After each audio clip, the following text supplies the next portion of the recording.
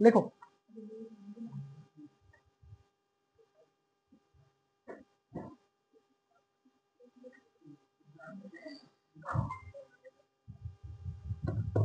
দেখো 23 তো। দেখো মানব পাচার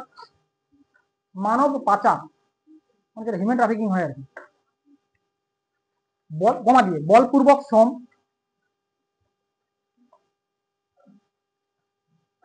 মানব পাচার, বলপূর্বক শ্রম ও বেগার খাটানোর উপরে নিষেধাজ্ঞা।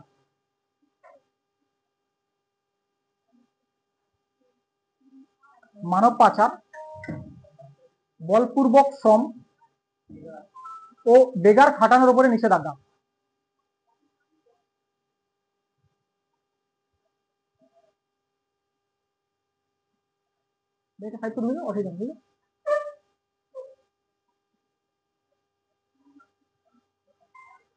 মানে কি তিনটে মানে কি? মানব শ্রম, মানব পাচার মানে হিউম্যান ট্রাফিকিং, মানে খারাপ কাজ করা যাবে না, বলার কিছু নেই। বলপূর্বক শ্রম, বলপূর্বক শ্রম মানে তোমাকে জোর করে কাজ করানো আর কি। তোমার কাজ করার ইচ্ছে নেই, তো তোমার ধরো ওর কাজ করার ইচ্ছে নেই, আমি ওকে কাজ করাতে চাইছি, আমি হয়তো টাকা কেটে নিতে পারি, ও ধরো কাজ করতে এলো না, আমি ওকে টাকা কেটে নিতে পারি, আমি ওকে কাজ থেকে বের করে দিতে পারি, এই সমস্ত স্বাধীনতা আছে, কিন্তু আমি ওকে জোর করে কাজ করাতে পারবো না, মানে যে কাজ কর, তুমি মরো বাঁচো জানি না, কাজ করতেই হয় তোমাকে, এরকম কিছু না। তো এটাতেও নিষেধাজ্ঞা আছে। আরেকটা যেটা বললাম কি, বেগার খাটানো। বেগার খাটানো কি? কাজ করিয়ে পয়সা না দেওয়া, কাজ করিয়ে নিল, ওর পয়সা দেবো না, যাও। তুমি কোনো রিক্সায় গেলে, রিক্সায় গিয়ে তুমি নেমে হনন করে চলে যাবে, আমি দিকে পয়সা দেবো, এরকম থাক। তো এটা না, এটা না, তাহলে বেগার খাটানো আর কি। বা আরো হতে পারে, মানে যতটা তুমি কাজ করিয়েছো তার যা মূল্য হয় ওই সঠিক পারিশ্রমিক তুমি দিচ্ছ না, তুমি 10,000 টাকা কাজ করে 2 টাকা ধরিয়ে দিই, তো এরকম যেন না হয়। যেমন বিডিও না, বিডিও এসডিও যাদের আছে তাদেরকে তুমি ধরো 500 টাকা মাইনে দেবে মান্থলি, বা রোজ দাও, ধরো রোজ দিচ্ছ 500 টাকা মাইনে, না, তার কাজ আর তার মাইনে দুটো ম্যাচ করছে না, তো ওই জন্য এগুলো সব বেকার খাটানো হয়ে যাবে। তাহলে এগুলো সব সংবিধানের উল্লঙ্ঘন বলে মানা হয়, তো তার জন্য এই সমস্ত কাজও করা যাবে, এই সমস্ত কাজও করা যাবে না। আচ্ছা, এখানে একটা ব্যতিক্রম আছে, একটা না অনেকগুলো ব্যতিক্রম আছে, তোমাদের লাগে কাজে একটা কাজ করানো যাবে যদি দেশের হিতের জন্য হয়। ওটা ধরো দেখা গেল আজকে যুদ্ধ হচ্ছে, ধরো দেখা গেলো যে প্রচুর সৈন্য মারা গেছে, সৈন্য শর্টেজ পড়ে গেছে, এখন দেখা গেলো যারা তোমাদের মধ্যে এনসিসি করেছে, কেউ করেনি, তোমাদের কারো পুলিশে পরীক্ষা দেওয়ার ইচ্ছে নেই নাকি? যাই হোক, আমি বললাম ধরো যারা যারা এনসিসি করে রেখেছে তাদেরকে কি হয়, ধরো সৈন্য যদি সঠিক পড়ে যায়, ধরো সৈন্য প্রচুর মারা গেছে বা এই ব্যাপার, তাদেরকে সৈন্য হিসেবে ব্যবহার করা যেতে পারে, পয়সা না দিয়ে, কোনো পয়সা না, তোমাকে কাজ করানো যেতে পারে, তুমি যাও যুদ্ধ করো। তো দেশ দেশ হিতের জন্য হলে তখন তোমাকে দিয়ে কাজ করানো যেতে পারে, নর্মালি তো তোমাকে কাজ করানো যাবে না, বেকার খাটানো যাবে না, কিন্তু ওটা তখন বেকার খাটানো নয়। কিন্তু এই সমস্ত কাণ্ড তুমি করতে পারবে, মানে সব কিছুর উপর নিষেধাজ্ঞা আছে, নিষেধ, এগুলো করা বারণ, কিন্তু দেশের হিতের জন্য যদি হয় তাহলে তুমি করতে পারবে, পয়েন্ট করে লিখে রাখো, ওটা এক্সেপশন। আমি কি বললাম, ফান্ডামেন্টাল রাইট, মৌলিক অধিকার, মৌলিক অধিকার ঠিক আছে, মৌলিক অধিকার এবারে সব জায়গায় এক্সেপশন আছে, ওইটাই না 13 নম্বর আর্টিকেল, ওই জন্য আগে থেকে বলে দিয়েছে। দেখো শ্রম, 4 মার্ক করে, ওর নিচেই 4 মার্ক করে লেখো, দেশের হিতের জন্য শ্রম নেওয়া যেতে পারে,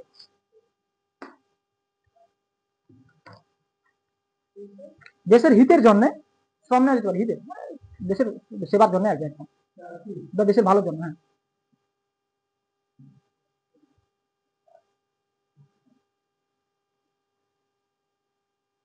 বুঝলে? তুমি আরো একটা জিনিস দেখবে, যারা জেলে আছে, জেলে দেখবে, জেলেও তো যাদের সশ্রম কারাদণ্ড হয়, সশ্রম কারাদণ্ড মানে তাদেরকে জেলে থাকতেও হয় এবং কাজও করতে হয়, ঝুড়ি বানাচ্ছে কেউ, খাওয়া দাওয়া তৈরি করছে, বা আরো অনেক বিভিন্ন রকম কাজ আছে, ওদের ওই কাজের পরিপ্রেক্ষিতে ওদেরকে টাকাও দেওয়া হয়, মজুরিও দেওয়া হয়, তাহলে ওদেরকে বেকার খাটানো হচ্ছে না এরকম। তুমি সত্যি কথা বলতে গেলে জেলে সংশোধনাগার, তো ওখানে সংশোধন করা হয়, মানে তোমাকে ফিল দেওয়া হয় যে তুমি যদি কাজ করো, তুমি খারাপ কাজগুলো ছেড়ে যদি ভালো কাজ করো, তারপরে তুমি টাকা পাবে, এবং শ্রম করেও যে যে টাকাটা পাওয়া যায় তাতে শান্তিও আছে খুব, তো ওই ফিলটা দেওয়ার জন্য অ্যাকচুয়ালি জেল মানে কি, সংশোধনাগার বলে না, সংশোধন করা হয়, আর মানুষকে ভুল লাইন থেকে তাকে ঠিক লাইনে নিয়ে আসা। তো শ্রমের বদলে কেউ চুরি করছে, পয়সা নিচ্ছে, তো চুরি না করে ওই পয়সাটা ওতে মানে সাময়িক, মানে কি বলা যায়, ক্ষণিকের আনন্দ, বাট এই শ্রম করে যে টাকাটা তুমি কামাচ্ছ সেটাতে একটা বড় আনন্দ আছে, তো ওই আনন্দটা বা ফিলটা দেওয়ার বা অনুভূতিটা দেওয়ার জন্য তোমাদের ওই মানে জেলে যেটা কাজের বদলে যে টাকাটা দেওয়া হয় আর কি, কাজে অনেক রকম এই করোনার সময় যে মাস্ক তৈরি করা, মাস্ক, ওই মাস্ক তৈরি, অনেক জেল থেকে অনেক মাস্ক বানানো হয়েছে, তারপর তোমার ওই কিট, পিপি কিট, এই সমস্ত কিছু তৈরি করা হয় জেল থেকে, অনেক কাণ্ড করা হয়। তারপর তোমার ওই ঝুড়ি ফুড়ি বানানো হয়, বেতের অনেক ঝুড়ি বানানো হয়, মাটির অনেক কিছু জিনিস বানানো হয়, তো বিবিধ কাজ করা হয় জেল থেকে। তাই হোক, কি বলো, 24 নম্বর আর্টিকেল দেখো,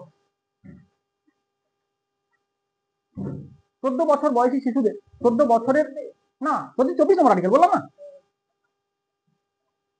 14 বছর বয়সের কম বয়সী শিশুদের, 14 বছরের কম বয়সী শিশুদের বা 14 বছর বয়সের কম বয়সী শিশুদের,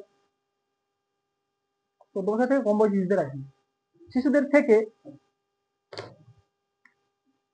বা শিশুদেরকে, শিশুদের থেকে না, শিশুদেরকে লেখো, শিশুদেরকে বিবিধ ঝুঁকিপূর্ণ কাজে,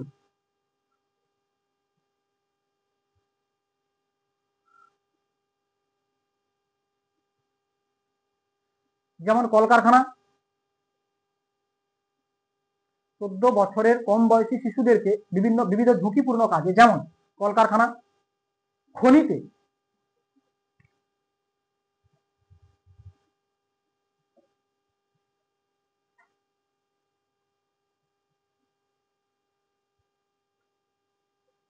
মাদুর উদ্যোগ, মাদুর জানো, মাদুর উদ্যোগে দেখো, মাদুর উদ্যোগে প্রচুর কালার ব্যবহার করা হয়, কালার, হ্যাঁ, হিন্দিতে কালীন বলে, কালীন শুনেছো, কালীন বলে, কালীন যে তো মানে যে ব্যবসাটা হয় না, মানে মাদুর উদ্যোগ যেগুলো আছে, পাটাতন আর কি, একদম তৈরি করা। আরে তুমি ওই এরকম কি বলো ওটাকে, আরে ওই কার্পেট, কার্পেট, হ্যাঁ, কার্পেট যে ওই কার্পেটের যে কালার করা হয় না, ওখানে প্রচন্ড কালার, খুব বাজে কাজ, মানে শিশুদেরকে তো বিশেষ করে ওটা ওটা সংবিধানে উল্লেখ আছে।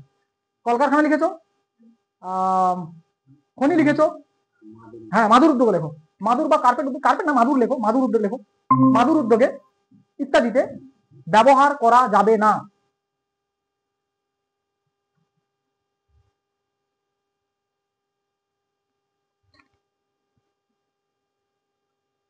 ঠিক আছে, তাহলে 14 বছর বয়সে কম শিশুদের, মানে 14 বছর বয়সী, 14 বছর থেকে কম বয়সী শিশুদেরকে এই সমস্ত ঝুঁকিপূর্ণ কাজে ব্যবহার করা যাবে। এখানে কিছু এক্সেপশন আছে, যেটা তোমাদের লেখার দরকার নেই, তুমি যা শুনে নাও। ব্যবহার করা যেতে পারে বাচ্চাদেরকে 14 বছর, যদি সেটা তার বাড়ির কোনো কাজ হয়। ধরো তুমি বাড়ির কাজে, ধরো বাড়ির কাজে, ধরো তুমি তো বলে যা বাবু একটু তেল নিয়ে আসো দোকান থেকে, হ্যাঁ তেল নিয়ে আসো, আমি 14 বছরের নিচে আমাকে কাজ করা যাবে না, পরে ফোন করছি, রাগ রাগ, আরে পড়াতেই আছি, রাগ রাগ, তাহলে কি বলো, তার মানে ঝুঁকি ইউজ করা যাবে, কিন্তু কথা হচ্ছে যদি সেটা বাড়ির কোনো কাজ, ইউজ তো ইউজ করা যেতে পারে, বাড়ির কাজ কি আর ঝুঁকিপূর্ণ কাজ না। আচ্ছা, যারা অ্যাক্টর হয়, কিছু শিশু অভিনেতা, মানে শিশু অভিনেতা বা অভিনেত্রী হয়, মানে যারা ছোট, তো তাদেরকে কাজ করানো যেতে পারে, কিন্তু তাদেরও আবার কিছু নিয়ম আছে, যেমন সারাদিনে 5 ঘন্টার বেশি কাজ করানো যাবে না, স্কুল বন্ধ করে দিয়ে কাজ করানো যাবে না, বা 3 ঘন্টা অন্তর অন্তর তাদেরকে ছাড় দিতে হবে, এরকম সব কাণ্ড আছে, বিভিন্ন রকম, এর এক্সেপশন প্রচুর আছে, দরকার নেই। আচ্ছা, তোমরা এখন পর্যন্ত দেখলে কত নম্বর আর্টিকেল অব্দি দেখলে, 23 আর 24 দেখবে, 24 অব্দি দেখবে, দেখবে 14 থেকে 18 অব্দি না, 14 নম্বর আর্টিকেল কি ছিল, আইনের সাথে সবাই সমান। 15তে কি ছিল, এদের বিশেষে সবাইকে সমানভাবে দেখা হবে। 16তে কি ছিল, সরকারি চাকরিজীবী সবাই সমান। 17তে কি ছিল, অস্পৃশ্যতা, অস্পৃশ্যতা কাউকে অস্পৃশ্য মানা যাবে না, ওইভাবেই সবাই সমান।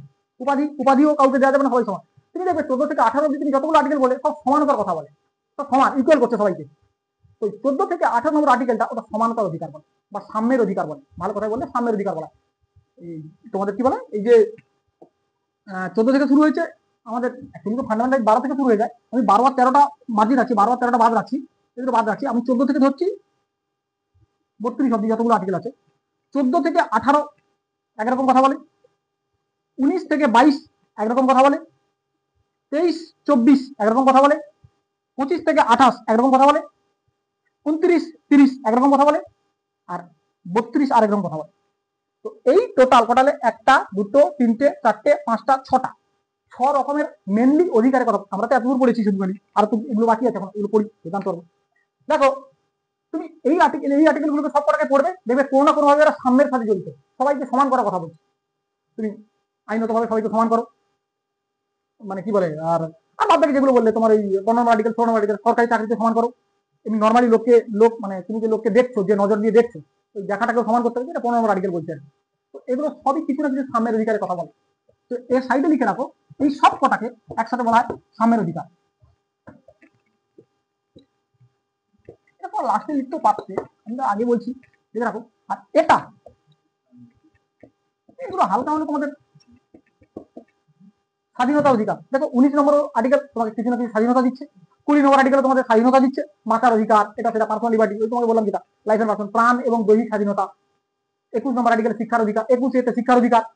আচ্ছা 22 যেমন গ্রেপ্তারির বিরুদ্ধে, এই সমস্ত কিছু তোমার 20, 21, 22 এগুলো সব একই রকম, দেখবে সব স্বাধীনতা অধিকারের কথা বলবে। তুমি আর্টিকেল গুলো সব পড়বে, দেখবে কোনো না কোনো ভাবে স্বাধীনতা সংক্রান্ত স্বাধীনতার কথা বলবে। যেমন এটা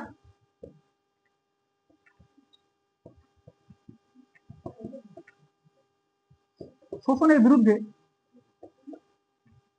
অধিকার। দেখো 23 নম্বর আর 24 নম্বর আর্টিকেল এক্ষুনি তোমাকে বললাম, দেখো এগুলো শোষণ করতে দিচ্ছে না তোমাকে, এই অধিকারগুলো তোমার কাছে আছে বলে তুমি শোষিত হচ্ছ না, না তোমার শোষণ করা হয়ে যেত। আজকে আমি 23 নম্বর আর্টিকেল অ্যাকচুয়ালি অ্যাডাল্টদের জন্য, এটা আর একটু ডিটেলসে যদি যাই, এদের এসব আর্টিকেলের সাব আর্টিকেলও আছে, বহুত গল্প আছে প্রত্যেকটা আর্টিকেলে, কিন্তু কথা হচ্ছে তোমাদের লাগবে না, কি বলবো। এখন কথা হচ্ছে 23 নম্বর আর্টিকেল অ্যাডাল্টদের কথা বলছে, 23 নম্বর আর্টিকেলও দেখবে মানব পাচার, এটা কাদের জন্য, যত অ্যাডাল্ট লোকেরা আছে প্রাপ্তবয়স্ক এদের জন্য। আর 24 নম্বর আর্টিকেল মাইনরদের জন্য, 14 বছরের নিচে মাইনরদের। তো এটা শোষণের বিরুদ্ধে অধিকার, এই তিনটে হয়ে গেছে। এবার আমরা এই তিনটে করবো, বাদ বাকি তিনটে করবো। ঠিক আছে, আমি তিনটে, তোমরা এইটাকে না একটা সাইড করে রেখে দাও, এখানে একটা মানে একটা ছক মতো বানিয়ে রাখো, বাদ বাকিটা তারপর থেকে নিচে থেকে লেখা আরম্ভ করো, মানে এখান থেকে শেষ করো, বাদ বাকিটা তারপর থেকে আমি যেটা বলবো। আর এগুলো যখন করবে তবে এখানে জুড়তে থাকবে, এগুলো জুড়তে থাকবে। 25 থেকে 28 নম্বর অধিকার সবই ধর্মের কথা বলে। 25 থেকে 28 এটা ধর্মীয় স্বাধীনতার অধিকার, লিখে রাখো, ধর্মীয় স্বাধীনতার অধিকার।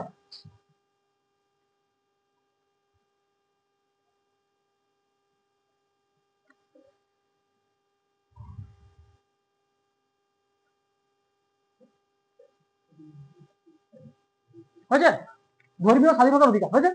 25 নম্বর আর্টিকেল লেখো, একটা টার্ম আছে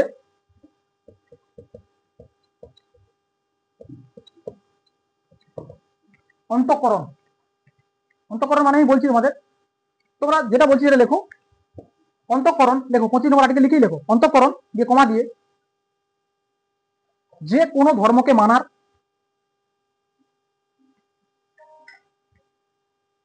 ওই ধর্মের মত অনুযায়ী আচরণ করার, অন্তঃকরণ তারপরে কমা দিয়ে লেখো যে কোনো ধর্মকে মানার, ওই ধর্ম মত অনুযায়ী আচরণ করার বা ওই ধর্মের মত অনুযায়ী আচরণ করার,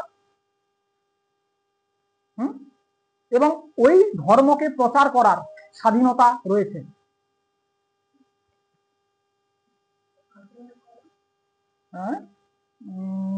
ধর্ম, যে কোনো ধর্মকে মানা এবং ওই ধর্মের মত অনুযায়ী আচরণ করার, কমা দিয়ে ওই ধর্মকে প্রচার করার স্বাধীনতা রয়েছে।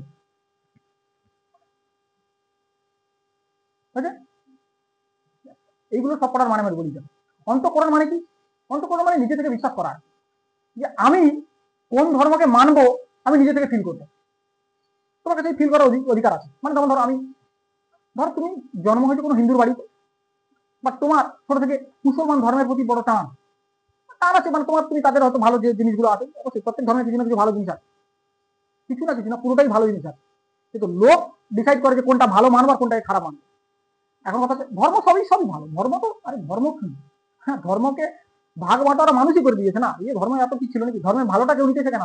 তুমি ভাবো না, এখন কোন ধর্ম তার নিজেরটার ভালো বলে না, লোকেরটা খারাপ সেটা বলে। প্রত্যেকটা তুমি দেখো, তুমি আর হিন্দু, তুমি তোমার ধর্মের ভালো কি কি আছে তুমি বের করো না, না আমি মুসলমানকে খারাপ বলবো, বা মুসলমান তোর ধর্মের যে হিন্দুগুলো, মানে তোমার ধর্মের যে ভালোগুলো সেগুলো বের করো, না আমি হিন্দুকে খারাপ বলবো।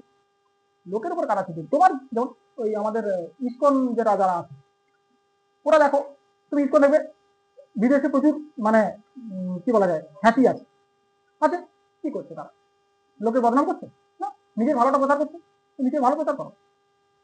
শিখ, যারা শিখ আছে, ঠিক দেখবে ওই গুরুদ্বারা যেগুলো হয়, গুরুদ্বারাতে খাওয়া দাওয়া করো, মানে খাওয়া দেয়, যেখানে বলে যে যদি কোনো জায়গায় গুরুদ্বারা থাকে না, ওই গুরুদ্বারা আশেপাশে কোনো ব্যক্তি মানে খিদেতে থাকতে পারে না, খাইয়ে দেবে ওরা মোটামুটি।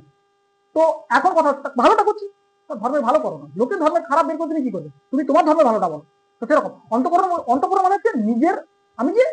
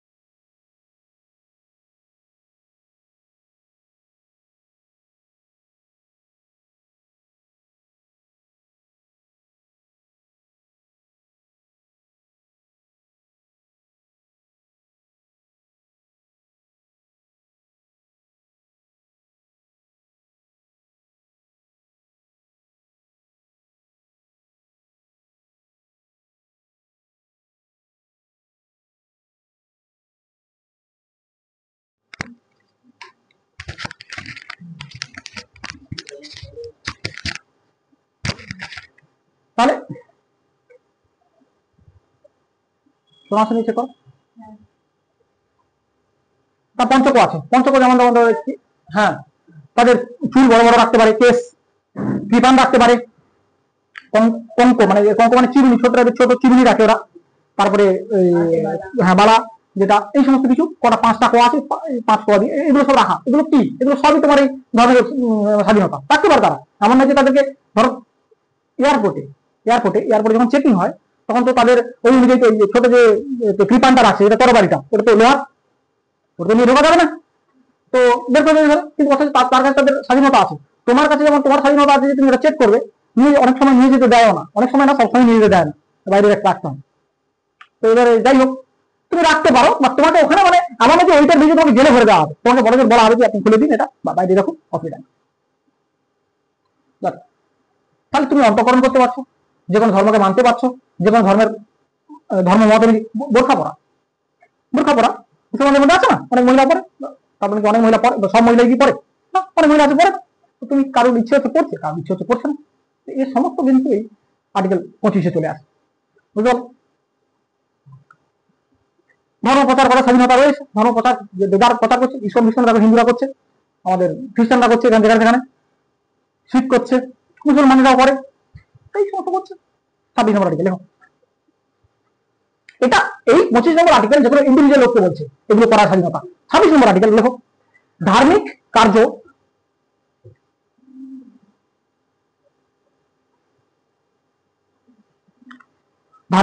বা ধার্মিক কর্ম প্রবন্ধ করার স্বাধীনতা। প্রবন্ধ মানে স্বাধীনতা সামুদায়িকভাবে ধার্মিক কার্য বা ধার্মিক কর্ম করার স্বাধীনতা, বা ধার্মিক কর্ম বা কার্য করার স্বাধীনতা সামুদায়িকভাবে মানে সবাই মিলে, বুঝলেন?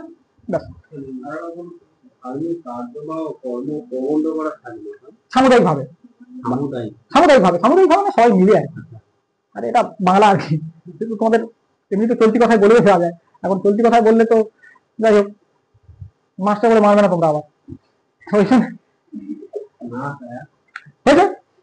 এখন কি মানে কি, এই যে তুমি দেখবে বিভিন্ন জায়গায় বিভিন্ন রকম পুজো হয়, এই যে ধরো এই রাসমেলা হচ্ছে, একা কেউ করছে নাকি না, গ্রুপ।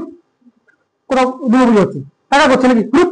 তাহলে এগুলো কি? এগুলো তো ধার্মিক। এই আমি তোমাকে 25 নম্বর আর্টিকেল যেটা বললাম, এটা হচ্ছে ইন্ডিভিজুয়াল লোকের, তুমি নিজে মানতে পারো, তুমি নিজে ধর্ম আচরণ করতে পারো, এগুলো সব নিজের, কারো একা। আর 26 নম্বর আর্টিকেল যেটা বলে, এটা সার্বজনীন ভাবে, লোক গ্রুপ মিলে, গোষ্ঠী মিলে। যেমন দেখবে, যেমন এই ধার্মিক আচরণে আমি তোমাকে 25 নম্বর আর্টিকেল আরো কয়েকটা উদাহরণ দিই। ধার্মিক আচরণ করা, জৈনদের মধ্যে একটা পাঠ আছে দিগম্বর, চিদম্বর দিগম্বর দুটো ভাগ আছে না। এখন দিগম্বররা তারা বস্ত্রই পরে না, নগ্ন অবস্থায় ঘুরে বেড়ায়। সেটা তোমার চোখে অস্বাভাবিক লাগতে পারে, তাদের কাছে তাদের তোমার যদি অবসীন লাগে, তুমি তাদেরকে তুমি বলতে পারো যে আপনার একটা সাইট বা কিছু একটা ব্যাপার তাদের জন্য একটা ব্যবস্থা করবি, বা তুমি তাদেরকে বলতে পারো যে আপনি এই ধর্ম মানতে পারেন। যেমন ধরো দিগম্বর যারা হয় না, তাদের বা এমনি জৈন যারা হয়, জৈনরা তারা নিরামিষ হয় না, তারা ওই মাটি নিচের জিনিসপত্র খায় না, আলু ফালু খায় না। এখন কথা হচ্ছে জৈনদের খাবার বড় শুদ্ধ মনে করা, তাদের রীতি তুমি জোর করতে পারো না, বিভিন্ন রকম। তো এটা 26 নম্বর আর্টিকেল যেটা বলছি সেটা কি, এটা আমি 25 নম্বর বললাম। এই যে জৈনদের এই কাণ্ডটা, এগুলো 25 নম্বরে আছে। এগুলো যে যার নিজের ব্যক্তিগত, ওটা সার্বজনীন ভাবে কোনো গোষ্ঠী। যেমন ধরো কোথাও তুমি দেখবে গ্রামে বিভিন্ন গ্রাম পুজো হয় না, তোমাদের গ্রামটা গ্রামটা থাকো, দেখবে গ্রাম পুজো হয়, একা করে কেউ নাকি না, গ্রাম মিলে করে, সবার থেকে চাঁদা তুলে এটা সেটা করে এটা। দেখো আর কিছু নেই, এগুলো এগুলো এগুলো সবই আচ্ছা। এগুলোর প্রত্যেকটা এক্সেপশন আছে, কথা আছে। যেমন ধরো এই যে যেটা আমি সাম্প্রদায়িক ভাবে করছি, এখানে সরকার হস্তক্ষেপ করবে না, কিন্তু এখানে তুমি কোথায় কোন গ্রাম পুজো থেকে সরকার থেকে টাকা আসছে গ্রাম পুজোর জন্য? দুর্গাপুজোতে যে টাকাটা দেয় সেটা সরকার দেয়, কিন্তু সেটা সরকারি কোনো নয়, সেটা অনুদান, বুঝতে পারে? সেটার জন্য সরকার কোনো ফান্ড বরাদ্দ করে, সেটা সরকার যেটা দেয় সেটা অনুদান আলাদা, আর ওর জন্য টাকা অ্যালট হওয়া আলাদা জিনিস। মানে যেমন ধরো বাজেটে ওই টাকাটা লেখা হয়ে উঠছে, দুর্গাপুজোর টাকা বাজেটে লেখা ওঠে না, ও তো সরকারটা নিজের তরফ থেকে দেয়, মানে অনুদান দেয়, অনুদান দেওয়া আলাদা। আর যেমন ধরো শিক্ষা খাতে, যেমন আমি বললাম শিক্ষা খাতে 2 লাখ কোটি টাকা বরাদ্দ করা হয়েছে, বাজেটে বলা হয়েছে, তারপরে শিক্ষা খাতে টাকাটা খরচ হবেই, কোনোভাবে বন্ধ হবে না, বাজেটে গেছে মানে হবেই খরচ। কিন্তু অনুদান, আমি আজ কালকের কি বললো যে অনুদান দেওয়া হবে, কত করে দিচ্ছে এখন? 1 লাখ 1,10,000 1,10,000 করে দিচ্ছে। হঠাৎ করে দেখা গেল যে এই 1,10,000 টাকা দিয়ে খুব বিরোধ হচ্ছে, তো পরের দিনই আবার বন্ধ করে দিতে পারে যে 1,10,000 টাকা দেওয়া হবে। কিন্তু যদি বাজেটে পাস হয়ে যায় তাহলে ওটা দিতেই হবে, তুমি মারামারি করো মার করো যাই করো না কেন দিতেই হবে। তো ওই টাকাটার মধ্যে তফাৎ আছে। তো তোমরা ভেবো না যে এই টাকাগুলো যেগুলো দিচ্ছে এগুলো তার মানে সারা জীবন চলবে একদম নিজের মতো করে, না, যেগুলো বন্ধ হয়ে যেতে পারে। ও তো ডিপেন্ড করে যে সরকারকে সাধারণ মানুষ কিভাবে দেখছে। সব না, প্রকল্প বাজেট না, প্রকল্প বাজেট কে বলে? প্রকল্প বাজেটে প্রকল্প বিভিন্ন প্রকল্প অনুদানই আছে, সব প্রকল্প বাজেটে হয় না। দেখো একটা হয় 39 নম্বর আর্টিকেল, এখনো তোমাদের আসেনি ডিপিএসসি তে, রাষ্ট্রের নির্দেশমূলক 39 নম্বর আর্টিকেল বলছে যে সরকার সমাজ কল্যাণের মতো কাজ করবে, সমাজ কল্যাণের জন্য কাজ করবে। এই যে প্রকল্প বলে বা ভাতা টাতা যেগুলো হয় এগুলো সমাজ কল্যাণের জন্য, এগুলো এমন যেগুলো না দিলে সমাজ কল্যাণই হবে আর অন্যান্য দিকে সমাজ কল্যাণ করাই যাবে না। এটা তুমি হয়তো দেখছো যে এই জিনিসটা করলে আমার সমাজ কল্যাণ করা যাবে, তো করছো, আমি এটা বন্ধ করে আবার অন্য একটা দিকে সমাজ কল্যাণের ব্যবস্থা করে দেবো। রাষ্ট্র সমাজ কল্যাণ করবে, তোমাদের এই ডিপিএসসি যখন করবে একটা জিনিস দেবে, এই সুপ্রিম কোর্ট এই যেমন ফান্ডামেন্টাল রাইট যদি লঙ্ঘন হয়ে যায়, মানে মৌলিক অধিকার যদি তোমার উল্লঙ্ঘন হয়ে যায়, তুমি কোথায় ছুটে চলে যাবে? সুপ্রিম কোর্টে ছুটে যাবে না যে আমার মৌলিক অধিকার হনন হয়ে গেছে, কিছু করুন। এই মানে তোমার 36 থেকে 51 নম্বর আর্টিকেল যেটা আছে ডিপিএসসি রাষ্ট্রের নির্দেশমূলক নীতি, সেগুলো যদি উল্লঙ্ঘন হয়ে যায় না, যদি সরকার, সেখানে বলা আছে সরকার সমাজ কল্যাণ করবে, যদি সরকার সমাজ কল্যাণ না করে তুমি কিছু করতে পারবে না, কোনো কোর্টে কাজ কিছু যেতে পারবে না, কোর্টে গেলে কিছু কোনো লাভ নেই। তোমাকে ধরো সরকার এই যে ভোটের সময় বলে না রাস্তা করে দেবো, এটা করে দেবো, সেটা করে বললো, করলো না, তুমি কোর্টে চলে যাবে নাকি? কোর্টে চলে যাবে যে আমাদের এই নেতা বলেছিল এই করে দেবে, করেনি কিছু, কোর্টে বলবে করে দেবে বলেছিল, ওই কেসটা করে দেবে বলেছিল, করে দেবে বলাটা হচ্ছে ডিপিএসসির আন্ডারে হয়ে যায়। আর ডিপিএসসি কোর্ট দ্বারা জাস্টিসেবল নয়, ডিপিএসসির কোনো কাণ্ড কোর্ট দেখবেই না, মৌলিক অধিকারে কিছু হোক কোর্ট বাড়ির লোককে তুলে চলে যাবে, কিন্তু ডিপিএসসির কিছু হোক কিচ্ছু হবে না, কোনো লাভ। ওই জন্য না ওইসব মিথ্যে প্রতিশ্রুতি দেয়, তবেই না দিতে পারে। কোর্ট দ্বারা যদি জাস্টিসেবল হয়ে যেত মিথ্যে প্রতিশ্রুতি দিতে পারতাম, মার খান, এগুলো আমরা মার খেতে। তো দেখো কথা হলো সাবি 27 দেখো, এটা আমার এক সেকেন্ড কোনটা করে নি।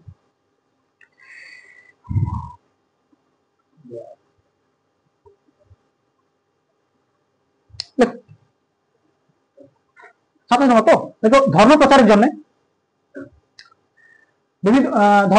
বিভিন্ন কর থেকে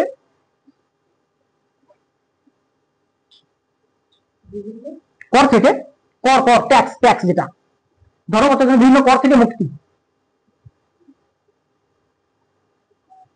বুঝলে? ধর্ম প্রচারের বিভিন্ন কর থেকে মুক্তি, পয়েন্ট লেখো, এর পয়েন্ট লেখো।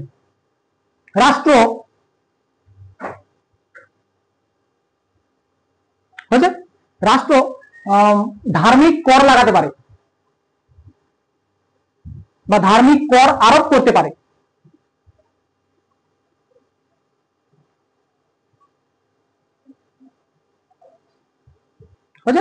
রাষ্ট্র ধার্মিক কর আরোপ করতে পারে। পরের পয়েন্ট, যে কোনো নির্দিষ্ট ধর্মের জন্য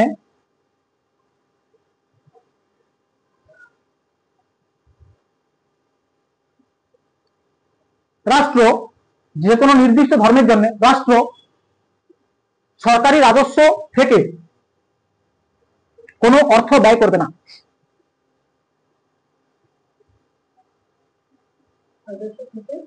কোনো অর্থ ব্যয় করবে না।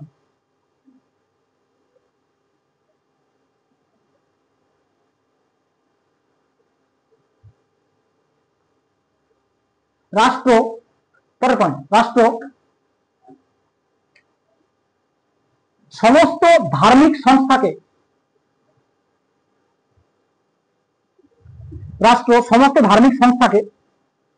সমানভাবে সহায়তা করতে পারে।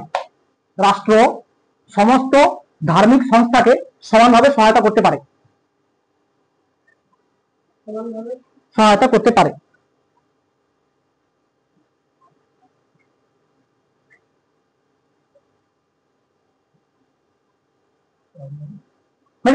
আচ্ছা তোমরা প্রথম পয়েন্টটা কি লিখে তোমরা বলো দেখি।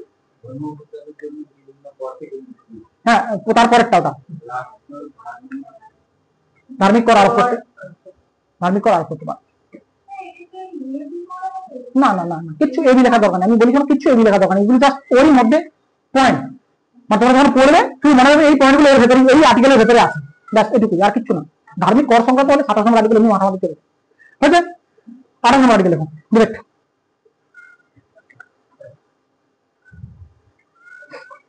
দেখো কিছু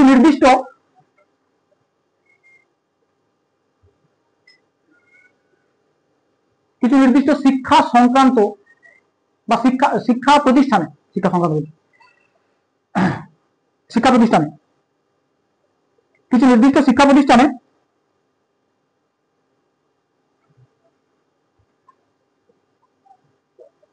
ধার্মিক শিক্ষা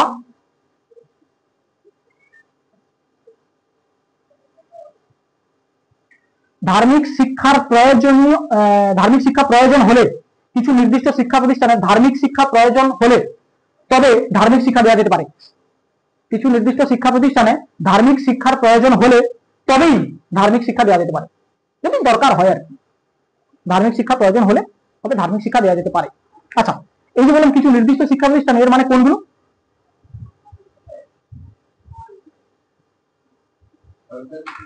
একদম সরকারি।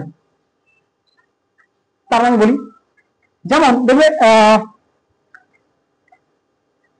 মাদ্রাসা যেগুলো হয় ওখানে আরবি পড়ানো হয়, উর্দুও পড়ানো হয়, তার মানে তো মুসলমান বানানো হচ্ছে না। মাদ্রাসাতে অনেক হিন্দুরাও পড়তে যেতে পারে, যার ইচ্ছে হবে যে আমি উর্দু শিখতে চাই, কেননা উর্দু বা আরবি এগুলো মুসলমানের ভাষা না, এগুলো নর্মাল ভাষা। এবারে কথা হচ্ছে এগুলো যেমন সংস্কৃত, ইয়েতে বেনারস হিন্দু স্কুল যেটা, ওখানে সংস্কৃত শেখানো হয়। ধরো মনে করো সংস্কৃত, এবার সংস্কৃত শেখানো মানে কি ব্রাহ্মণ বানানো হচ্ছে নাকি? না, সংস্কৃত একটা ভাষা, ভাষা কারো শেখার ইচ্ছে হতেই পারে, যে কোনো ভাষা শেখার ইচ্ছে, তোমার যে কোনো ভাষা শেখার ইচ্ছে আছে তুমি শিখতে পারো, ভাষা শেখার ইচ্ছে। তার মানে নেই যে তুমি সংস্কৃত শিখতে পারো তুমি ব্রাহ্মণ হয়ে যাচ্ছ, বা আরবি বা উর্দু শিখতে পারো মুসলমান হয়ে যাচ্ছে, এরকম কোনো ব্যাপার না, শিখতে পারো যদি দরকার হয়, যদি প্রয়োজন হয়। তারপর এমন নয় যে কারো একার প্রয়োজন হচ্ছে তার জন্য পুরো স্কুল ধার্মিক শিক্ষা দিতে পারে না, সেখানে মানে একার প্রয়োজন যদি হয়েছে তার সেই প্রয়োজনীয়তার গুরুত্ব কতটা আছে সে সমস্ত কিছু দেখা হয়। এমন নয় যে তার আরো বিভিন্ন রকম কারণ আছে। কোনগুলো কোনগুলো? একই স্কুলে তুমি ভাবো, স্কুলের তো একটা ক্যাপাসিটি আছে, আলাদা করেছে তার কারণ আছে, আলাদা করেছে যেমন আলাদা সরকার করতে চায়নি, মানুষের অনুরোধে আলাদা হয়ে আছে, তো সেটা তো মানুষ তাতে তো তোমাকে বুঝতে হবে না, তুমি কাকে ভোট দেবে সেটা তোমার ব্যাপার, সেটাই তো না, তুমি কিভাবে দেখবে তো মানুষ, তুমি ভাবো তুমি আমি, সেটা তো সরকার জোর করবে। কেননা আমি তো বলি আমাদের দেশ ধর্মনিরপেক্ষ দেশ, সেকুলার, এর মানে কি জানো? ধর্মনিরপেক্ষ মানে এই নয় যে দেশের নির্দিষ্ট কোনো ধর্ম নেই, এর মানে ধর্মনিরপেক্ষতার মানে তোমরা জানো হয়তো ধর্মনিরপেক্ষ মানে যে ধর্ম মানতে পারে, তুমি এটাই জানো? ধর্মনিরপেক্ষতার মানে তোমরা কি জানো? এটাই জানো তো না, যে যে ধর্মকে মানতে পারে। ধর্মনিরপেক্ষতার মানে এটা না, ধর্মনিরপেক্ষতা মানে হচ্ছে দেশের নির্দিষ্ট কোনো ধর্ম নেই, তার মানে দেশের প্রত্যেকটা নাগরিক যে কোনো ধর্মকে মানতে পারে, সেটা ঠিক কথা, কিন্তু মানে তারও তাই দেশের কোনো নির্দিষ্ট ধর্ম নেই। দেশের যদি কোনো নির্দিষ্ট ধর্ম থাকে তাহলে সে বাদ বাকি কে কি মানবে সেটার উপরে কিছু করতে পারবে না। লোকজন বলবে যে আমি আমার আমার এতে আমি হিন্দুদেরকে বেশি অ্যালাউ করবো না, তার জন্য আলাদা করো, যাতে পাবলিক অর্ডার মানে লোক ব্যবস্থার হানি না হয়। আমি তোমাদের আগের কাছে বলেছিলাম এই যে সমস্ত বললে না, এই সমস্ত উল্লঙ্ঘন করা যেতে পারে যদি লোক ব্যবস্থার হানি তৈরি করা হয়। তুমি ধরো এই ধর্মকে মানতে গিয়ে, ধরো তুমি এই 26 নম্বর আর্টিকেল যেটা বলছে পুজো করছো, মানে এখানে পুজো করতে গিয়ে তুমি মারামারি করে দিলে, বা এই যে ট্যাক্স নিচ্ছে যেটা তোমার এই 27 নম্বর আর্টিকেল যেটা বললাম, ট্যাক্স চাইতে গিয়ে লোক ধরো চাঁদা চাইতে গেলে লোক দিল না, ধরো পাইতাম তুমি পিটিয়ে দিল তাকে, এতে কি হলো? লোক ব্যবস্থার হানি হলো, মোরালিটি নষ্ট হলো, নৈতিক বোধ নষ্ট হলো। এগুলোর জন্য তোমার এই সমস্ত আর্টিকেল লঙ্ঘন হয়ে যেতে পারে, বুঝতে পারলে? এগুলো বিরুদ্ধে করা যেতে পারে। যাই হোক, ব্যাস 29 নম্বর আর্টিকেল সংখ্যালঘুদের জন্য। আচ্ছা 29 আমি ওটা তোমাকে বলছি, তুমি দেখো, তুমি দেখো। আচ্ছা ঠিক আছে, লিখে নাও, লিখে নাও ওই পয়েন্টটা, লিখে নাও তো। 29 থেকে যেটা ছিল 29 আর 30 যেটা আছে ওটা যদি সাইড করে লিখে রাখো, তীর চিহ্ন দিয়ে। দেখো শিক্ষা ও সংস্কৃতির অধিকার 29 আর 30, ও সংস্কৃতির অধিকার। 31 নম্বর আর্টিকেলটা ছিল, 31 নম্বর আর্টিকেলটা মানে ইয়ে হয়ে গেছে তোমার, ক্যান্সেল হয়ে গেছে। দেখো 29 30 এর পরে 32 পড়াবো, 31 পড়াবো না, 31 ওইটা ছিল সম্পত্তির অধিকার। আরে শিক্ষা এবং সংস্কৃতির অধিকার বুঝলে? লেখো উত্তীর্ণ হওয়ার আগে লেখো সংখ্যালঘুদের জন্য, লেখো লেখো লেখো।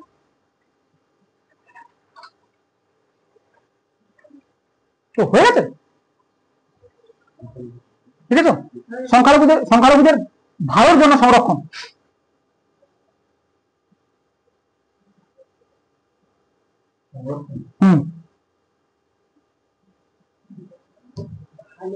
ভালোর জন্য সংরক্ষণ, হিতের জন্য সংরক্ষণ লিখতে পারো, ভালোর জন্যই লেখো, সেলফি কথাই লেখো, ভালো লিখতে হবে তোমার, আবার বাংলা ভালো বাংলা লিখতে যাওয়ার যা তা করবে তুমি, লেখো প্রত্যেক ব্যক্তি যাদের নিজস্ব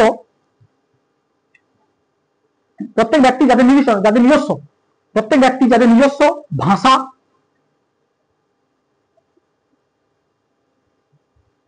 লিপি ও সংস্কৃতি আছে, প্রত্যেক ব্যক্তি যাদের নিজস্ব ভাষা, লিপি ও সংস্কৃতি আছে, তারা সেগুলিকে সংরক্ষণ করতে পারবে।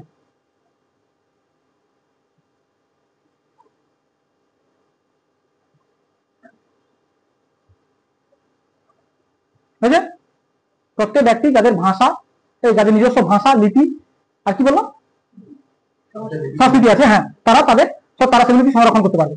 সেকেন্ড পয়েন্ট, সরকারি সাহায্যপ্রাপ্ত শিক্ষা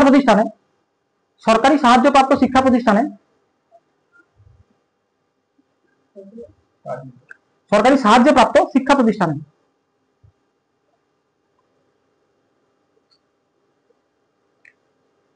কেবলমাত্র ধর্ম, বংশ,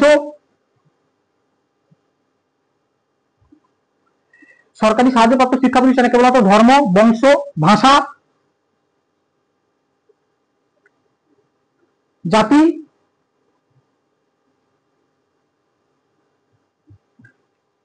ইত্যাদির ভিত্তিতে তাদেরকে আটকানো যাবে না। সরকারি সাহায্যপ্রাপ্ত শিক্ষা প্রতিষ্ঠানগুলিতে কেবলমাত্র ধর্ম, বংশ, ভাষা এবং জাতি ইত্যাদির ভিত্তিতে আটকানো যাবে না। বুঝতে পারলে? আমার কথা হচ্ছে এটার মানে কি? এটার মানে হচ্ছে যারা সংখ্যালঘু সম্প্রদায়, যেমন ধরো কিছু এসটি সম্প্রদায় যারা আছে, তাদের নিজস্ব ভাষা থাকতে পারে, সাঁওতালরা যারা আছে তাদের কিছু লিপি থাকতে পারে, তো সেগুলো তারা সংরক্ষণ করতে পারে। এমন নয় যে তাদের সেটা নিচু মনে করে তুমি নষ্ট করে দেবে, না, তারা সেটাকে সংরক্ষণ করতে পারবে, তাদের অধিকার আছে, মৌলিক অধিকার এটা। এটা যদি এটা উল্লঙ্ঘন করলে কি হবে বুঝতে পারছো? Court, high court, supreme court. এখন কথা হচ্ছে তারা সংরক্ষণ করতে পারবে। তুমি তারা স্কুলে গেল বা কোনো ইনস্টিটিউশনে পড়তে গেল, তাকে বলে তুমি এসটি, তোমাকে পড়তে দেওয়া হবে না, বাড়ি যাও। জাতির ভিত্তিতে তাকে বলা হলো তোমার ধর্ম আলাদা, বা এইসব যাই হোক, ধর্ম, বংশ, জাতি, অবশ্যই 32 নম্বর আর্টিকেল আসেনি এখনো, আসবে 32 নম্বর।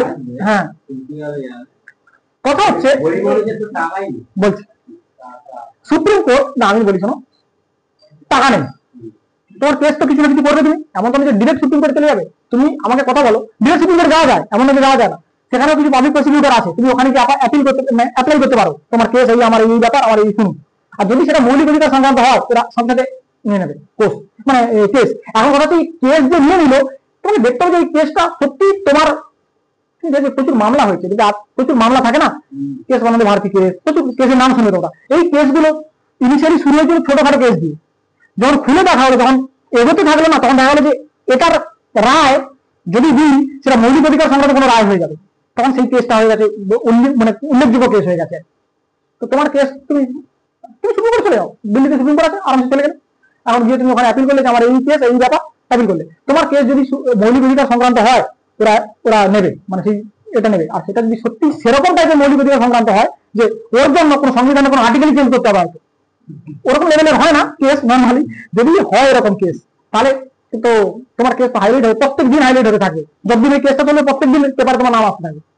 তো এখন কথা হচ্ছে, তো সেরকম যদি কেস হয়তো, এখন কথা হচ্ছে সত্যি কথা বলতে গেলে এত কেস হয়েছে, তুমি দেখবে কোনো উকিল টুকিলের রুমে গেছো কোনো সময়, মানে কোনো বড় তাবড় উকিলের রুমে দেখবে, ধরো দেয়াল আছে তো, মানে তোমার প্রচুর বই রাখা আছে, বইতে কিছু লেখা নেই, শুধু সাল দেওয়া আছে, 2021, 2022, 2023, কিচ্ছু না, ওগুলো ওই সালের যত কেস হয়েছে তাদের সব আগে রায় তাদের সমস্ত রায়, এই রায় এইরকম। তুমি দেখবে কোনো সময় জাজ অনেক সময় রায় দিদিকে ভুলে যায়, উকিল বলবে এই রায়টা ঠিক হচ্ছে না, এইরকম একটা কেস আগে হয়েছিল যার রায় এইরকম দেওয়া হয়েছিল, দেখুন এইখানে লেখা আছে, বলে বই দেখে দেখিয়ে দেয়, অনেক সময় দেখবে বই ধরে দেখিয়ে দেয় কিছু এগুলো রায়। তো সুপ্রিম কোর্ট এরকম সব ফেল যে কেমন যেতে পারে, সুপ্রিম কোর্ট কোনো প্রবলেম যেতে পারে, তার অধিকার আছে না তোমার কাছে। এখন কথা হচ্ছে পয়সা তোমাকে কে বলেছে, আর পয়সা তুমি যেটা বলছো তুমি কোন অ্যাঙ্গেল থেকে দেখছো বলো তো, তুমি বলছো যে আমি সুপ্রিম কোর্টে গেলাম, আমি কেস করলাম, আমি জিততে পারলাম না, তার জন্য তুমি আমার কোনো মানে পয়সা কোথায় লাগে, উকিল জোগাড় করতে, এমনি উকিলই জোগাড় করতে পয়সা লাগে না। এখন কথা তুমি রাম জেরমালা গিয়ে নেবে, মানে ও সবচেয়ে বড় পাওয়ার উকিল, ওকে তুমি নেবে, ও করতে হবে। তুমি নর্মাল তোমার যে পাবলিক যেটা দিয়ে সবাই যাচ্ছে তো সেটা দিয়ে যাও, যেমন ধরো কোনো পাবলিক প্রসিকিউটরকে তুমি দেখবে, বা তাদেরকে বা কোর্টে কেস করার পরে তোমাকে একটা কিছু প্রসিকিউটর দেওয়া হলো, কোর্ট থেকে দেওয়া হবে উকিল, তো সেরকম নিলে তুমি বলবে আমি ওই উকিলকেই নেবো, করতে হবে, উকিলটা দমে হয়েছে না। লেখো কত আর্টিকেল হলো না, 30 লেখো। বিভিন্ন শিক্ষা প্রতিষ্ঠানে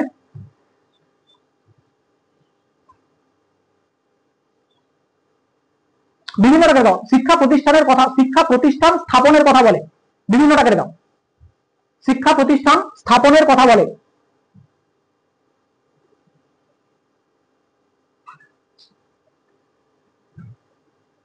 পয়েন্ট করো এখানে, এর পয়েন্ট, এটা হেডলাইন হলো, পয়েন্ট লেখো।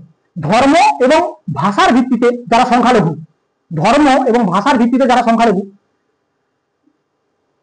মৌলিক অধিকারটা হলে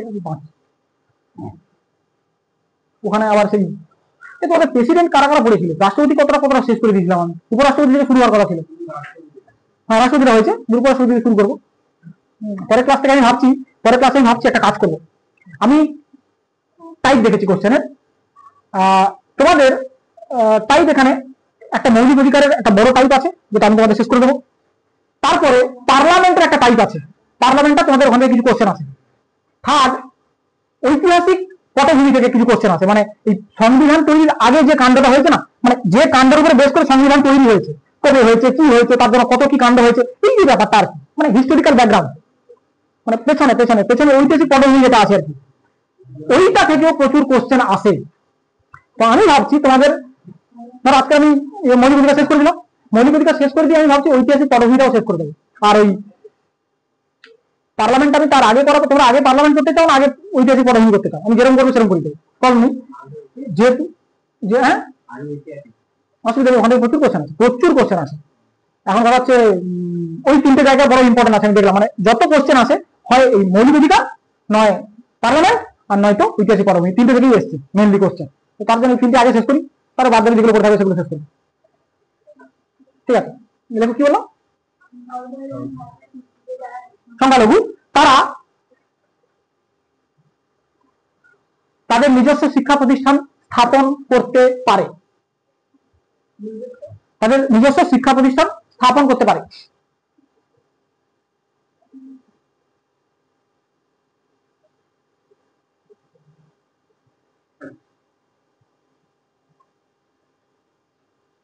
পরের পয়েন্ট,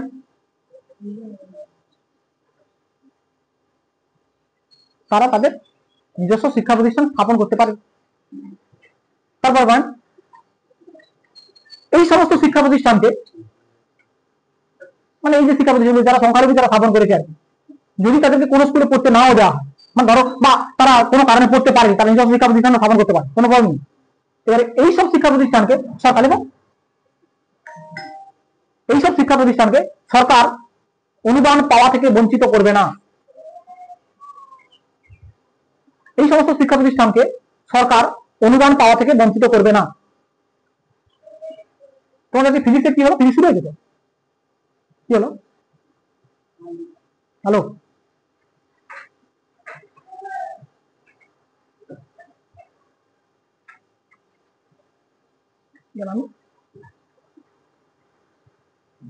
আচ্ছা, আমি আজকে একটা পয়েন্ট শুনলাম ওখান থেকে, দেখো এটা এটা পলিটি নয়, আপাতত রশ্মি আমি ওখান থেকে শুনতে পেলাম, আপাতত রশ্মি যাওয়া বলছিল এইদিকে, তোমাদের প্রতি স্মরণ হয়েছিল তো আজকে, আপাতত রশ্মি জানো তো, আপাতত তুমি ভাবো, আপাতত এটা এটা আউট অফ দ্য টপিক, আমি জাস্ট বোঝাচ্ছি তোমাদের একটা জিনিসটা বুঝে নাও, আমার ওখান থেকে মনে হচ্ছে ওই জিনিসটা মানে ওর মাথা থেকে বেরিয়ে গেছে, বলেন দেখো জিনিসটা দেখো, আপতিত রশ্মি আমাকে কথা হলো, এটা আমি ধরো ঘন থেকে লঘুতে আসছি, বা সরি লঘু তেল ঘনতে আসে না, ঘন থেকে লঘুতে আসে। ঘন থেকে লঘু তেল প্রতিসরণ কি বলো? আপতিত রশ্মি অভিলম্ব থেকে দূরে সরে যায় না কাছে সরে আসে? দূরে সরে যায়। তার মানে আমার এদিকে যাওয়ার কথা ছিল, আমি যদি মানে আমার যদি প্রতিসরণ না হতো রশ্মি এদিকে চলে যেত, কোন দিকে যাবে? অভিলম্ব যেটা এই রশ্মি অভিলম্বের দিকে সরে আসবে, অভিলম্ব থেকে দূরে সরে যাবে। তার মানে রশ্মি ধরে মনে করেন এদিকে বেরিয়ে গেছে, বেরিয়ে গেছে। আচ্ছা, এই একটা আপতিত রশ্মি গেল, এর যাওয়ার কথা ছিল এদিকে, এ কোন দিকে যাবে? আরো কোন দিকে চলে যাবে, ধরো এদিকে বেরিয়ে গেছে। আরো ধরো আরো একটা রশ্মি ছাড়ো এদিক থেকে, দেখা গেল এরকম রশ্মি ছাড়তে ছাড়তে কোনো একটা রশ্মি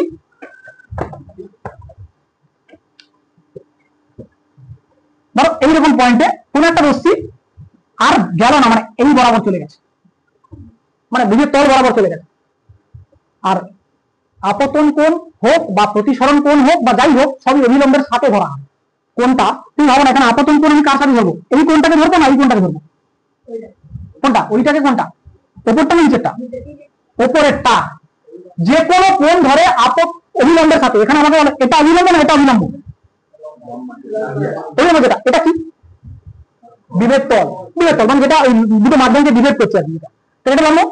সবসময় মাথায় রাখবে আপতিত রশ্মি হোক বা প্রতিফলিত রশ্মি হোক বা প্রতিসৃত রশ্মি হোক, যাই হোক না কেন, অভিলম্বের সাথে কোণ তৈরি করে। ওই কোণগুলো মানে আপতন কোণ হোক, প্রতিসরণ কোণ হোক, প্রতিফলন কোণ হোক, যাই হোক না কেন, সব অভিলম্বের সাথে দাঁড়িয়ে। তাহলে এখানে এটা রশ্মি, এটা অভিলম্ব, আমি এই কোণটা নেবো না এই কোণটা নেবো? মানে অভিলম্ব তো এধারেও আছে এধারেও আছে, তো কোনটা নেবো? এটা নেবো এটা নেবো? আরে যে তলে আছে রশ্মি, যে তলে আছে সেই তলে যে অভিলম্বটা আছে তার সাথে নাও। আমাকে বলে এই রশ্মিটা এই দুটো তলের মধ্যে এই উপর তলে আছে না, আর উপরে কোন অভিলম্বটা আছে? এইটা আছে, এর সাথে এই কোণটা, এটাই আপতন কোণ। আর প্রতিসরণ কোণ কোনটা? ধরো আমি মনে করলাম প্রতিসরণ এরকম দিয়েছি, প্রতিসৃত রশ্মি এটা দিয়েছিল, তাহলে আমি এর কোণটা এই কোণটা ধরবো না এই কোণটা ধরবো? হ্যাঁ, এরটা নিচেরটা। আমি বারবার বলছি অভিলম্বের সাথে নাও, অভিলম্বের সাথে। এটা অভিলম্ব নাকি? এর রশ্মি অভিলম্বের সাথে কোণ করবে, এর রশ্মি অভিলম্বের সাথে কোণ করবে। সবসময় কোণ অভিলম্বের সাথে ধরা হয়। আমি বুঝতে পেরেছি তোমাদের কিছু না কিছু গড়বড় চলছে, কারণ আমার মাথায় কিছু না কিছু হিট করেছে যে তোমাদের ঢুকছে না কিছু। তাহলে আমার এই রশ্মিটা এটা আপতন কোণ, আর এটা আমি পলিটিকে সরে আমি হয়েছে, আমার মনে হচ্ছে শুনে মনে হচ্ছে কারো রেসপন্স আসছে না। তো লাস্টে গিয়ে ও বুঝতে পেরেছে, ওই তোমাকে গিয়ে বলছে, বলে মনে হচ্ছে এটা কিছু না কিছু গড়বড় হয়েছে, কেউ বলছে না, চুপচাপ আছে। দেখো তো তোমাদের এটা তো আপতন কোণ, এটা প্রতিসরণ কোণ, লজিক। এখন ঘন মাধ্যম থেকে লঘু মাধ্যমে এলে কি হয়? প্রতিসৃত রশ্মি অভিলম্ব থেকে দূরে সরে যায়, আর লঘু থেকে ঘনতে এলে কাছে সরে আসে। আমি এখানে ঘন থেকে লঘুর কথাই বলছি, ঘন থেকে লঘু। তার মানে রশ্মির যাওয়ার কথা ছিল এদিকে, অভিলম্বের কাছে সরে আসবে, দূরে সরে যাবে? দূরে সরে যাবে। তার মানে এই রশ্মিটা একটু ধরো উপর দিকে উঠে চলে গেল, তার মনে করো বিভেদ তল বরাবরই চলে গেছে, বিভেদ তল বরাবর চলে গেছে। তখন এই সময় আপতন কোণের কিছু একটা মান ছিল, এই মানটাকে বলা, এই তখন আপতন কোণ বলা হয় না, তখন বলা হয় সংকট কোণ। তখন এই আপতন কোণকে কি বলা হয় জানো? সংকট কোণ বা ক্রিটিক্যাল অ্যাঙ্গেল বলা হয়। আমি কি বললাম? আচ্ছা, আমার কথা হলো এই সংকট কোণ যখন হয় তখন প্রতিসরণ কোণের মান কত হয়? 90 ডিগ্রি। তাহলে 90 ডিগ্রি যখন হয় তখন আপতন কোণের মান কত হয়? সংকট কোণের সমান। সংকট কোণ, দেখো সংকট কোণ বলা যায় না, সংকট কোণ কথা হবে তুমি বলতে পারবে না, বিভিন্ন লোকের বিভিন্ন রকম সংকট কোণ, এটা মুখস্থ করার মতো জিনিস না। তবে এটুকু বলতে পারি যে যখন সংকট কোণ তৈরি হয় তখন প্রতিসরণ কোণের মান কত হয়? 90 ডিগ্রি। এইবারে সংকট কোণের থেকে আর একটু বেশি অ্যাঙ্গেল দিয়ে তুমি একটা রশ্মি ছেড়ে দিয়েছো, এবারে রশ্মি কোন দিকে যাবে? উল্টে যাবে। এটাই আভ্যন্তরীণ পূর্ণ প্রতিফলন। তার মানে আভ্যন্তরীণ পূর্ণ প্রতিফলন যখন হয় তখন আপতন কোণের মান কত হয়? সংকট কোণের থেকে বড়। আর প্রতিসরণ কোণের মান কত হয়? প্রতিসরণ তো হয়ই না, তখন তো পূর্ণ প্রতিফলন হয়ে যায়, প্রতিফলন হয়ে যায়, তখন তো প্রতিসরণ গল্পই থাকে না।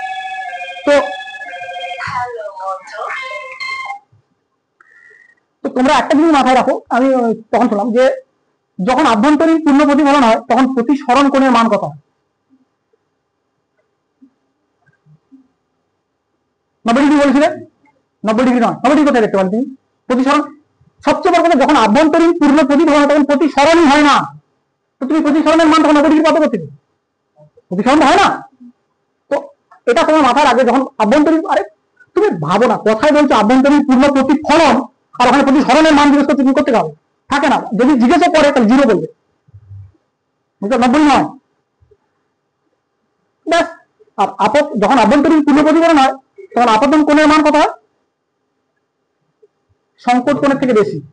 কত হয় জানি না, এক্স্যাক্টলি বলা যায় না কত হয়, সংকট কোণের থেকে বেশি হয়, ঠিক কথা, এটাই বলা যাচ্ছে।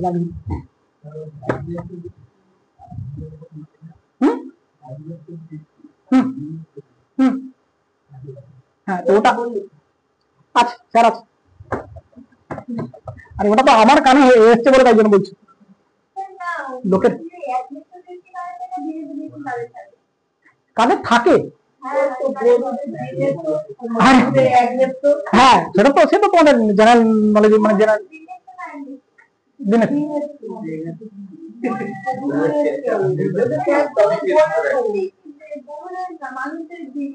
হ্যাঁ, তো মানুষের দিনে উল্টে গেছে, উল্টে হতে পারে তোমাদের, তোমরা হ্যাঁ হ্যাঁ আচ্ছা আচ্ছা আচ্ছা না না না দিনে তো না না না গরু গরু নেবে, গরুদের রাখবে, গরু দিনে তো করতে হবে। দেখো হলো, আচ্ছা কোথায় কত রকম আর্টিকেল চলছিল, কি আর্টিকেল কতদূর বলেছি আমাকে বলো, ভুলে গেছি। হ্যাঁ শেষ হয়ে গেছে, আমি শেষ, ঠিক শেষ। এবার 32টাতে তোমরা হ্যাঁ ওই পয়েন্টটা লিখে রাখো, 32-এর ওই আগের পয়েন্টটা লিখে রাখো, 32-এর অধিকারটা যেটা শাসনতান্ত্রিক, হ্যাঁ সাংবিধানিক লিখতে পারো, শাসনতান্ত্রিক প্রতিবিধানের অধিকার, প্রতিবিধানের অধিকার।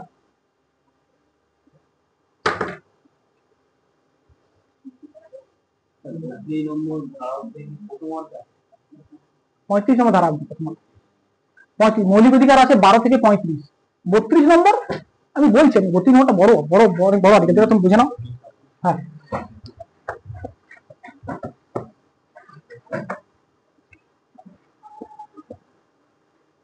32 নম্বর আর্টিকেলকে একরকম মৌলিক অধিকারের মানে বলা, আত্মা বলা হয়। মৌলিক অধিকার কেন, পুরো সংবিধানের আত্মা বলা হয়েছে তোমার 32 নম্বর আর্টিকেলকে। মৌলিক, তুমি এটাও লেখো, পয়েন্ট লেখো, 32 নম্বর আর্টিকেল লিখেছো। আচ্ছা 32 নম্বর আর্টিকেল বলার আগে কিছু পয়েন্ট লেখো, 32 নম্বর আর্টিকেল আন্ডারই লেখো। হ্যাঁ একে এই ধারাটিকে, একে না এই ধারাটিকে লেখো, এই ধারাটিকে এখানে ব্যক্তিত্ব নয় হয়েছে, এই ধারাটিকে মৌলিক অধিকারের আত্মা নামে অভিহিত করা হয়।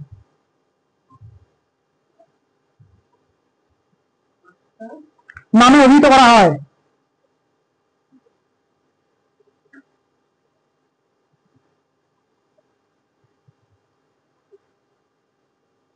অ্যাকচুয়ালি কথাটা এরকম, হার্ট অ্যান্ড সোল।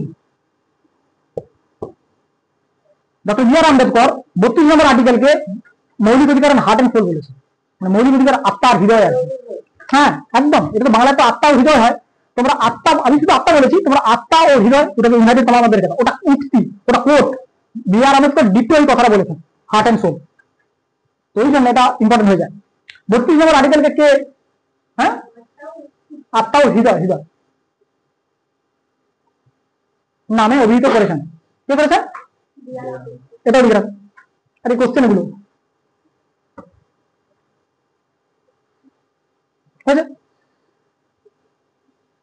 মৌলিক অধিকারকে, এই যে এতগুলো মৌলিক অধিকার পড়লে, এই মৌলিক অধিকার গুলোকে মৌলিক অধিকার বানিয়ে রেখেছে কোন আর্টিকেল? 32 নম্বর আর্টিকেল।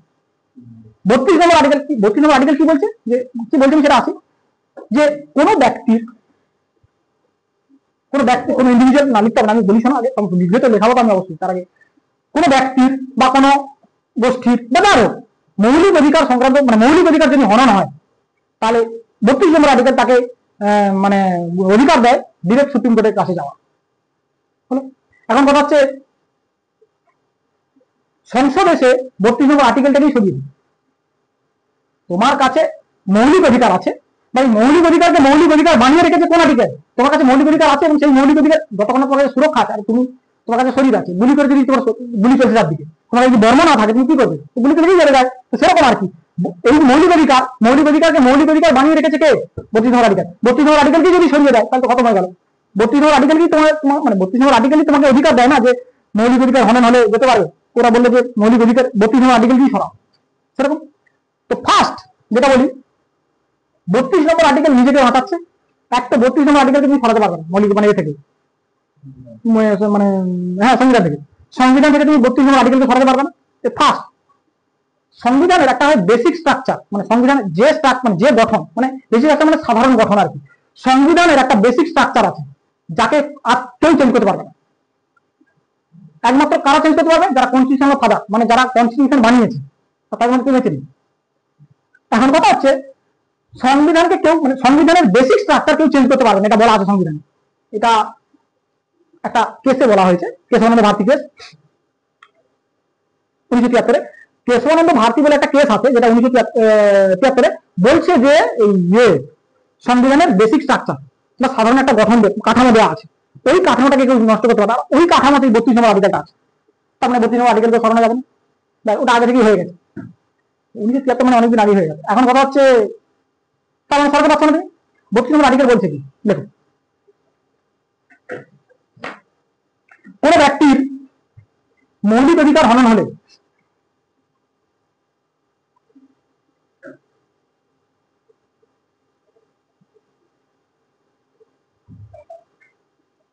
কোন ব্যক্তির মৌলিক অধিকার হনন হলে সংবিধানের এই ধারাটি,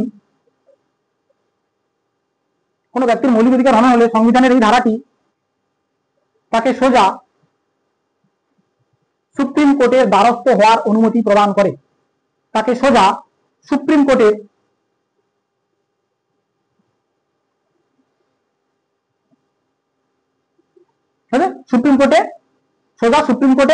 সুপ্রিম কোর্টের দ্বারস্থ হওয়ার অনুমতি দেয় বা অনুমতি প্রদান করে।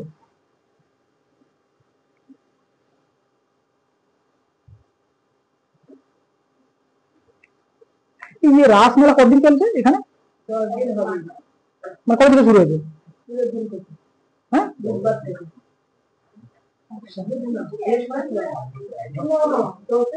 এক মাস চলে এটা? এক মাস হয় না,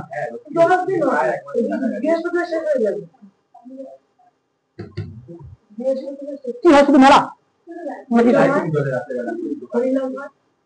হরিনাম শোনার মতো বয়স আছে আমাদের হরিনাম এখন বহুত বাকি আছে। হরিনাম কোথায় এখন? কর্ম কর, এখন হরিনাম কোথায়? 50 পরে হরিনাম শুনবি, তার আগে কর্ম কর, পরে ধর্ম।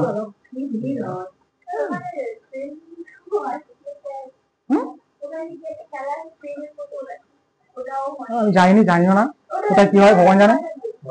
মেলায় ঘুরে দেখতে ভালো লাগে, যাই হোক হয়েছে। আচ্ছা, পরের একটা পয়েন্ট করো, এরই আন্ডার একটা পয়েন্ট করো।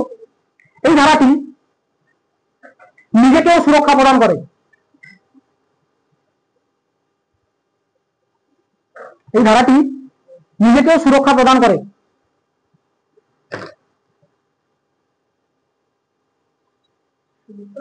সুরক্ষা প্রদান করে, আমি বললাম না এই ধারাটি প্রয়োগ করে তুমি সুপ্রিম কোর্টে যেতে পারছো। কেউ বললে এই ধারাটিকেই সরিয়ে দেবে, তত করতে হবে। ওই জন্য এই ধারাটা নিজেকে সুরক্ষা দিচ্ছে, তারপর তো পুরো মৌলিক অধিকারকে সুরক্ষা দিচ্ছে। আচ্ছা, আমি তোমাকে বলি সমস্ত মৌলিক অধিকারের মধ্যে আমি তোমাকে মৌলিক অধিকার কত থেকে কত বলেছি? 12 থেকে 35। তার মানে 12 থেকে 35 নম্বর আর্টিকেলই, মানে 12 থেকে 35 নম্বর, 32 নম্বর ছাড়া এই 32 নম্বর আর্টিকেলটা কাকে কাকে তাহলে সুরক্ষা প্রদান করছে? 12 করছে, 13 করছে, 14, 15, 16, 17, 18, 19, 20, 21, 22, 23, 24, 25, 26, 27, 28, 29, 30, 32, 33, 34 আর 35 এই তিনটে আর্টিকেল, মানে 32 এর পরে যে তিনটি আছে না, এই তিনটে এই আর্টিকেল আন্ডারে আছে না। এই তিনটে হনন করা যেতে পারে, তুমি কিচ্ছু করতে না, কোর্টে দ্বারস্থ হতে পারবে না। আমি কি বললাম? সুপ্রিম 32 নম্বর আর্টিকেল কি বলছে? যে মৌলিক অধিকার হনন হলে তুমি সুপ্রিম কোর্টের কাছে যাবে। তাই এখন কথা হচ্ছে মৌলিক অধিকার হনন হতে পারে তোমার মৌলিক অধিকার যতগুলো আছে সবকটা। আচ্ছা, 33 নম্বর আর্টিকেলে যেটা আছে সেটাও মৌলিক অধিকার, তো ওই ভেঙে দেবো ফোনটাকে কথা বলতে পারে। 34 নম্বর আর্টিকেল আছে যেটা, সেটাও মৌলিক অধিকার, আর 35 আছে যেটা, সেটাও মৌলিক অধিকার। কিন্তু কথা হচ্ছে 33, 34 আর 35 তিনটে মৌলিক অধিকার হওয়া সত্ত্বেও এটা যদি হনন হয়ে যায় তুমি সুপ্রিম কোর্টে দ্বারস্থ হতে পারবে না, কেন সেই অধিকার 32 নম্বর আর্টিকেল তোমাকে দেয় না। তার মানে 32 নম্বর আর্টিকেল কতটা মানে কত দূর অব্দি ধার্য? 32 অব্দি, ওই ও নিজে অব্দি, তার নিচে না। 14, 32, 12, 13 তো চেঞ্জ করা দরকার না। 12, 13 আছে কি? 12, 13 মৌলিক অধিকার নেই। কাদের উপরে মৌলিক অধিকার থাকবে সেটা বলা আছে 12, 13। তো বলো এটা আমি তোমাকে বললাম, এটা যদিও তোমাদের পরীক্ষার সাথে রিলেটেড নয়, আছে। আচ্ছা, এবার বোঝো। এবার বলছে যে তোমার যে মৌলিক অধিকার, এই মৌলিক অধিকার আমার যে কি আছে কোর্টের দ্বারস্থ হবে, কোর্টের কাছে এমন কি আছে, কোর্টের কাছে 5টা চাবি আছে মনে করো, মানে 5টা একরকম অধিকার সত্তা আছে। অধিকার সত্তা বলে কোর্টের কাছে কিছু পাওয়ার আছে, 5 রকম পাওয়ার, যাদেরকে বলে রিট। কি বলে? রিট মানে এরকম অধিকার আর কি, মানে কোর্টের কাছে অধিকার আছে। তুমি ধরো তোমার মৌলিক অধিকার হনন হয়ে গেল, তুমি কোর্টের কাছে চলে গেলে, কোর্টের কাছে এমন কি আছে যে তোমার মৌলিক অধিকার ফিরিয়ে আনবে, সেই জন্য কোর্টের কাছে 5টা অধিকার আছে, যে এই 5টা চাবি অধিকার বলো, যাদেরকে বাংলা বলে রিট, ইংলিশ বলে রিট, আর বাংলা বলে অধিকার। কি অধিকার আছে? আচ্ছা আমি বলছি মানে তোমার লিখে পড়ে আগে দিয়ে গেলাম। তাহলে কোর্টের কাছে 5টা এরকম চাবি আছে। কি? 1 নম্বর একটা চাবি আছে, যার নামগুলো শুনতে দিচ্ছি লাগে, এগুলো বাংলাও বলবো, হেভিয়াস কর্পাস। এক্সাক্ট টার্মগুলো মাথায় রাখো, 5টা টার্ম তোমার মাথায় রাখতে হবে। তুমি পলিটি করছো, ইচ্ছা 5টা মাথায় রাখা করতে হবে। হেভিয়াস কর্পাসকে যদি আমি এতে বলি, মানে বাংলায় বলি, ভালো বাংলায় শুনতে চাও, চলতি কথা শুনতে চাও, চলতি কথা বলতে গেলে সশরীরে হাজির করা। আর ভালো বাংলা যদি বলে, এটা বলে হচ্ছে বন্দি প্রত্যক্ষীকরণ।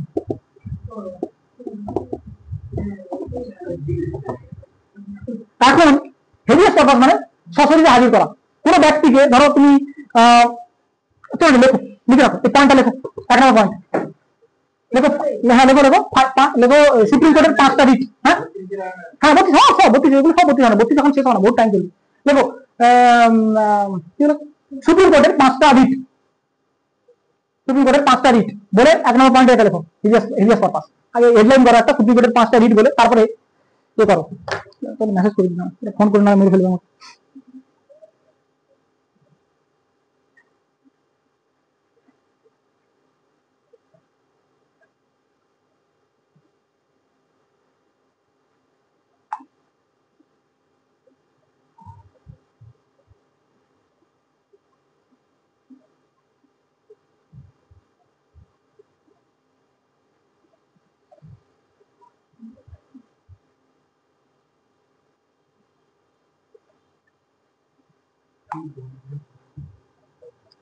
ঠিক আছে?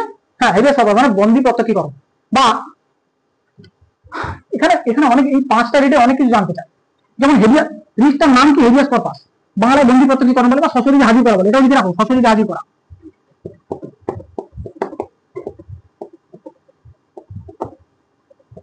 দেখো, এটা ভালো ইংলিশ, এটা ভালো বাংলা, তার চলতি বাংলা, এর একটা চলতি ইংলিশও আছে।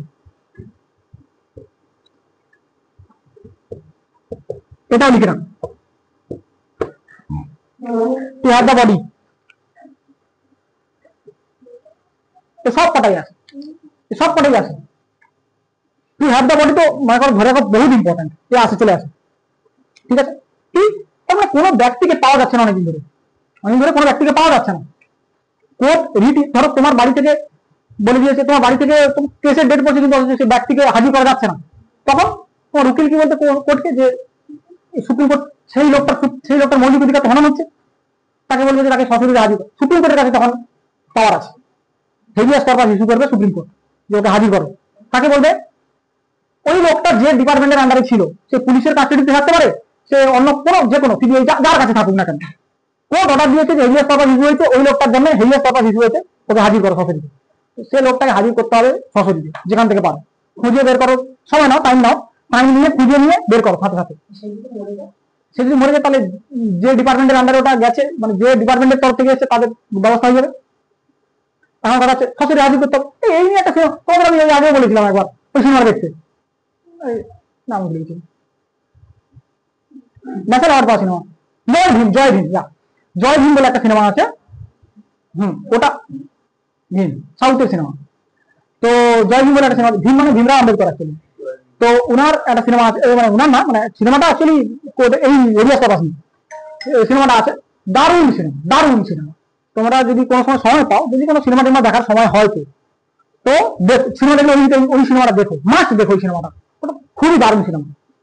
একটা দলিত সম্প্রদায়ের একটা মহিলার উপরে, মানে মহিলার তেমন একটা পরিবারের উপর অত্যাচার করে, এবং তার স্বামীকে মেরে ফেলা হবে, আর ওই মেরে ফেলাবে, পুলিশ ডিপার্টমেন্টই মেরে ফেলবে, লকাবে পিটতে পিটতে, মানে মারতে মারতে মেরে ফেলবে।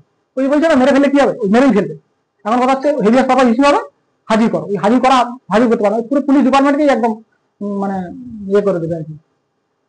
তুমি সিনেমা দেখে দেখলে নিতে পারবে, ভালো সিনেমা, দারুণ সিনেমা। এখন কথা হচ্ছে ন্যাশনাল অ্যাওয়ার্ড পাওয়া সিনেমা, জাতীয় পুরস্কার পাওয়া সিনেমা, তো ভেবো না যে আনাড়ি টাইপের সিনেমা। হ্যাঁ অবশ্যই এটা কোনো বাহুবলীর মতো মারামারি নেই, ওটাতে এরকম কোনো অ্যাকশন নেই, প্রচুর নেই, তো এইসব সিনেমা দেখতে হয়তো বোরিংও লাগতে পারে, বাট বোরিং নয়। আমি নিজে দেখেছি, ভালো সিনেমা, বহুত ভালো সিনেমা। হ্যাঁ হ্যাঁ হ্যাঁ হ্যাঁ হ্যাঁ হ্যাঁ সুরিয়া, তো ওরই আছে। তো যাই হোক, মোটামুটি তোমরা সিনেমাটা দেখো, কোনো সময় যদি সুযোগ পাও, যাই দেখো বাদ। হিডিয়াস পারপাস, একটা hideous purpose to have the body বা বন্দি পক্ষে তোমার সরাসরি হাজির করতে হবে, কোর্টের কাছে অধিকার আছে সরাসরি হাজির করতে, মানে সরাসরি হাজির করতেই হবে, তুমি যেখান থেকে পারো জানি না, হাজির করো, যে গভর্নমেন্টের আন্ডার আছে। সেকেন্ডটা দেখো, দ্বিতীয়টা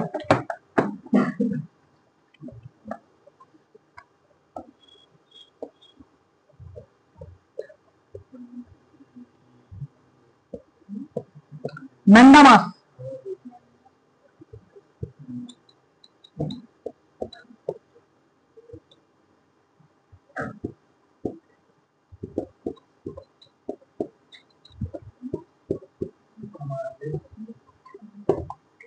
আমরা আদেশ দিচ্ছি, মানে কোন একটা জিনিস তুমি লিখে নাও, বলছো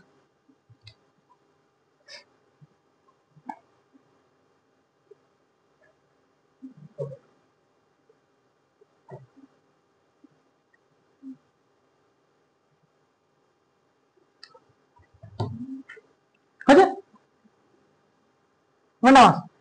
আমরা আদেশ কাকে আদেশ দিচ্ছি, আদেশ কারা দিচ্ছে সেটা বুঝতে পারছো, কারা আদেশ দিচ্ছে, কারা দিচ্ছে, তুমি কাকে আদেশ দিচ্ছে, কোন গভর্নমেন্ট সরকারি অফিসিয়ালকে, মানে কোন সরকারি কর্মচারীকে, যে তার কাজ ঠিকঠাক করছে না। যদি কোনো কেউ ধরো কাজ ঠিকঠাক করছে না ধরো, এবং সেই কাজ ঠিকঠাক না করার জন্য কারোর মৌলিক অধিকার হরণ হচ্ছে, তো সরকার তাকে আদেশ দেবে যে আমরা আদেশ দিচ্ছি ম্যান্ডামাস ইস্যু করে রাখো। এগুলো একরকমের রিট। এই যে এর মানে ম্যান্ডামাস যদি ইস্যু হয়, তাকে কাজ করতে হবে, ওই সংক্রান্ত কাজ তাকে করে দিতেই হবে তখনই, তার সমস্ত কাজ যার বাদে যা কাজ এসে ফেলে দেবে, ওইটা করাবে, টাইম দেবে, এত টাইমের মধ্যে করে দাও, ব্যাস। শুধু কিচ্ছু না, এখানে শুধু এগুলো তোমরা কিছু লিখবে না, তোমরা শুধু রিটগুলো নাম লিখবে, তার ইংলিশ নামগুলো লিখবে, তার বাংলা নামগুলো লিখবে, আর কিচ্ছু না, আর রিটগুলো নামগুলো লিখে রাখবে, কারণ রিটগুলো নামটা ইম্পর্টেন্ট। ম্যান্ডামাস হচ্ছে উই কমান্ড, আমরা কমান্ড দিচ্ছি, মানে আমরা আদেশ দিচ্ছি, করো। থার্ড, আচ্ছা এটা লিখে রাখো, সরকারি কর্মচারীর বিরুদ্ধে বা সরকারি কর্মচারীদের জন্য এই যেটা ইস্যু করা হচ্ছে না, এটা কাদের জন্য ইস্যু করা হচ্ছে, কারা ইস্যু করছে সেটা তোমরা জানো, কিন্তু কাদের জন্য ইস্যু করা হচ্ছে, সরকারি কর্মচারীদের জন্য।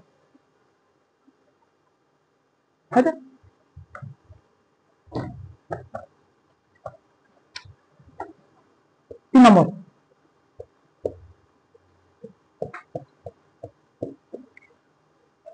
এটাকে কিউ ওয়ারেন্টও বলে, কো ওয়ারেন্টও বলে, যেটা লিখতে পারো, এটা কিউ ওয়ারেন্টও বলে অ্যাকচুয়ালি। এটা মানে কি,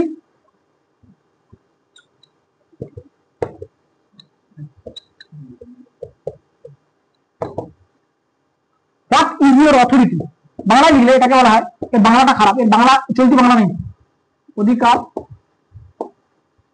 ইচ্ছা, মানে বলে দেবো আমি, দেবো না, কোন লিখে না।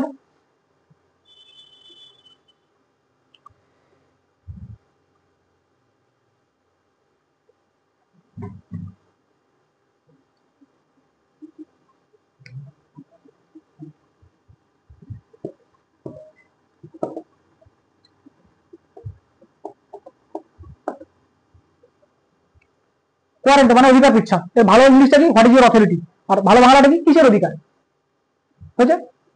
মানে অধিকার মানে অ্যাকচুয়ালি কিসের অধিকার, মানে তোমার এটা এটা কাদের বিরুদ্ধে করা হয়, লোক পদের বিরুদ্ধে, মানে পাবলিক যে ডেজিগনেশন গুলো আছে ওই পদের বিরুদ্ধে ইস্যু করা হয় কোয়ারেন্টো। মানে ধরো কেউ তার পদকে বেআইনি ভাবে গ্রহণ করেছে, কেউ ওই পদটা বেআইনি ভাবে পেয়ে গেছে, তার জন্য রিট ইস্যু করা হয় কোয়ারেন্টো, যে আপনি ওর প্রুফ ইউর অথরিটি, মানে এটা না actually what is your authority থেকে বড় কথা এটাকে বলা হয় প্রুফ ইউর অথরিটি।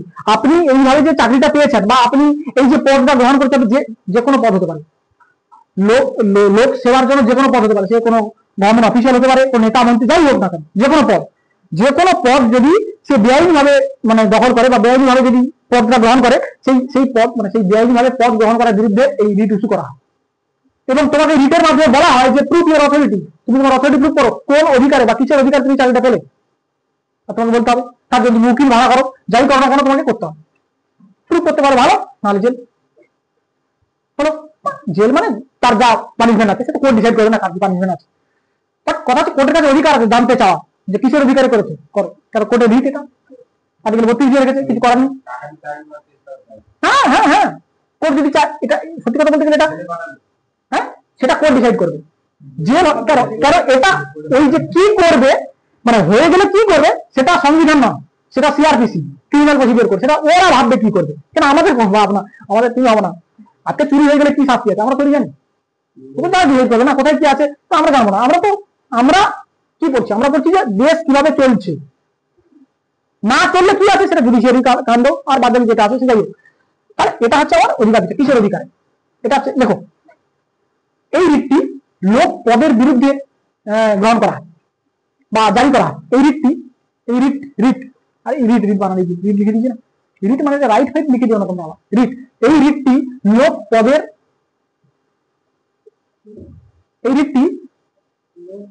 লোক পদের বিরুদ্ধে জারি করা হয়।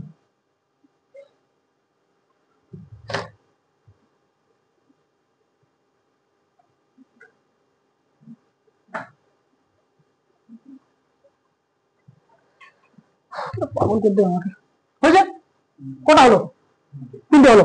কটা বলেছি? আর দুটো আছে, এই দুটো একসাথে দিন না।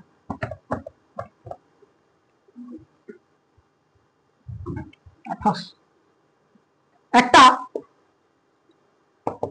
নাম প্রহিবিশন আর একটা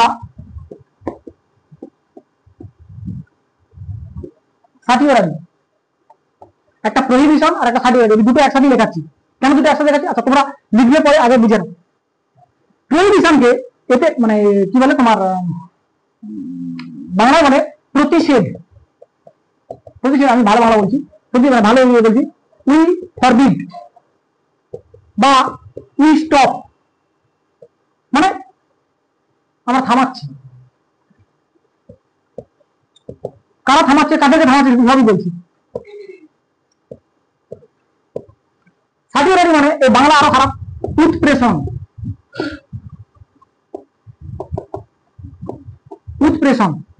বা উই সার্টিফাই। আমি এদের মানে বলছি কারা সার্টিফাই করছে বা কারা স্টপ করছে, কাদেরকে স্টপ করছে। আপার কোর্ট, যারা আপার কোর্ট আছে, লোয়ার কোর্টকে। আপার কোর্ট মানে এখানে আপার কোর্ট লোয়ার কোর্ট ধরা, আমি যদি আপার কোর্ট বলি সবচেয়ে আপার কোর্ট সুপ্রিম কোর্টই আছে। সুপ্রিম কোর্ট হাইকোর্টকে করতে পারে, হাইকোর্ট ডিস্ট্রিক্ট কোর্টে করতে পারে, এই তো আর তো কিছু নিচে। তো আপার কোর্ট, যারা আপার কোর্ট হয় তাদের তারা লোয়ার কোর্টের বিরুদ্ধে দেখো ওই তিনটে কিন্তু যে কোনো বিভিন্ন ইন্ডিভিজুয়াল হতে পারে বা লোক পদ হতে পারে বা কোনো ব্যক্তির কারণে এখানে কোর্টকে করছে। এই অধিকার দুটো কোর্টের উপরে প্রয়োগ করে, বুঝতে পারলে? এটা সাধারণ লোকের বিরুদ্ধে নয়, এটা কোর্টের বিরুদ্ধে। ধরো কি হচ্ছে যেটা বলছি, তুমি শুধু মাথায় রাখো যে এই প্রহিবিশন আর সার্টিফাইড এই দুটো যে রিট এরা কোর্ট, আপার কোর্ট লোয়ার কোর্টের উপরে প্রয়োগ করে, ঠিক আছে? এবারে বলি এটাও আপার কোর্ট লোয়ার কোর্ট, এটাও আপার কোর্ট লোয়ার কোর্ট। আপার কোর্ট লোয়ার কোর্ট, আমি কিন্তু হাইকোর্ট সুপ্রিম কোর্ট লিখছি না এখানে, আমি শুধু আপার কোর্ট লোয়ার কোর্ট লিখেছি। দেখো ধরো তার মানে এই যে এগুলো আছে এগুলো শুধু সুপ্রিম কোর্ট ইস্যু করতে পারে। আচ্ছা দেখো এখানে যে 5টা রিট আছে না, এই 5টা রিট 32 নম্বর আর্টিকেল বলছি 5টা রিট সুপ্রিম কোর্ট ইস্যু করতে পারে, বুঝতে পারলে? তার মানে কি হাইকোর্ট ইস্যু করতে পারে 5টা রিট, হাইকোর্ট ইস্যু করতে পারে, সেটা 226 নম্বর আর্টিকেল আছে, এখন নেই। এখন কথা হচ্ছে এই 5টা রিট আমরা এখানে পড়ছি সুপ্রিম কোর্ট ইস্যু করছি, তার মানে এই যে হাইকোর্ট ইস্যু করতে পারে, হাইকোর্ট ইস্যু করতে পারে সেটা 226 আছে। বাট আর বাদ বাকি যে ডিস্ট্রিক্ট কোর্ট আছে এরা ইস্যু করতে পারে না এই 5টা রিট, এদের এই 5টা রিট ওরা ইস্যু করতে পারে না। যাই হোক আমি বলছি না, আমি বলছি কি বলছি যে প্রহিবিশন আর সার্টিফাইড এরা শুধু আপার কোর্ট লোয়ার কোর্টের উপরে প্রয়োগ করতে পারে, high court supreme court supreme court হাইকোর্টের উপরে, হাইকোর্ট ডিস্ট্রিক্ট কোর্টের উপরে। এবার বুঝতে পারছো?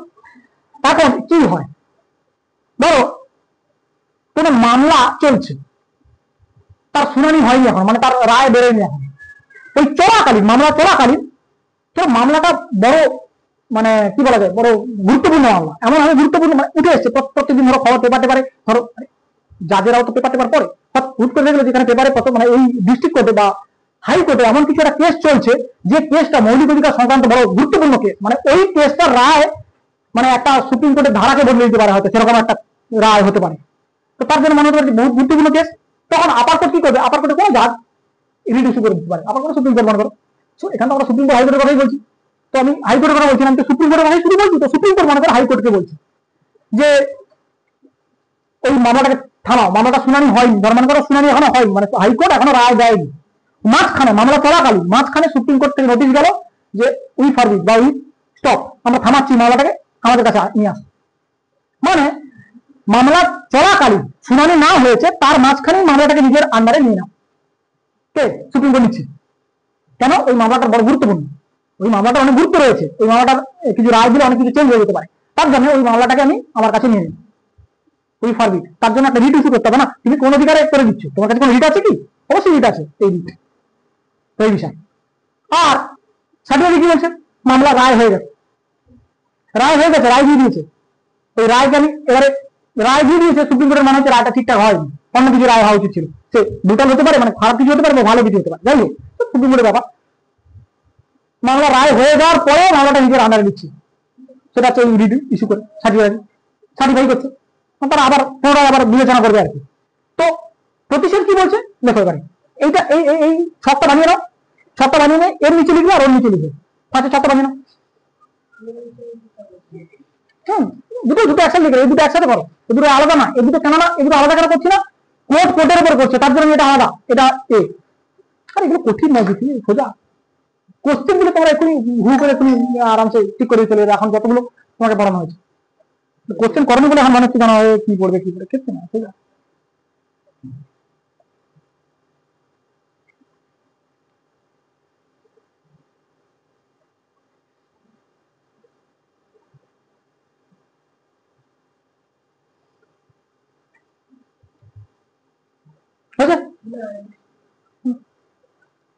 আপার কোর্ট লোয়ার কোর্ট, উচ্চ আদালত নিম্ন আদালত, এখন কথা হচ্ছে আপার কোর্ট মানে এখানে সুপ্রিম কোর্ট, আর লোয়ার কোর্ট মানে সুপ্রিম কোর্টের নিচে লোয়ার কোর্ট কোনটা, হাইকোর্ট, বেশি কোর্ট হাইকোর্ট। তাহলে এখানে আমি এখানে যতগুলো বলবো তোমরা তোমরা শুধু ধরে রাখো সুপ্রিম কোর্ট হাইকোর্টের উপরই করছে, ঠিক আছে? দেখো হাইকোর্ট করতে পারবে না এমন না, হাইকোর্টে করতে পারে ডিস্ট্রিক্ট কোর্টের উপরে, হাইকোর্ট সুপ্রিম কোর্টে করতে পারবে না, হাইকোর্ট ডিস্ট্রিক্ট কোর্টে করতে পারে। কিন্তু কথা হচ্ছে হাইকোর্ট আমি এখন পড়াচ্ছি না, হাইকোর্ট পড়াবো সে বহু বাকি আছে, 124 নম্বর আর্টিকেল থেকে শুরু হবে, বহু টাইম আছে।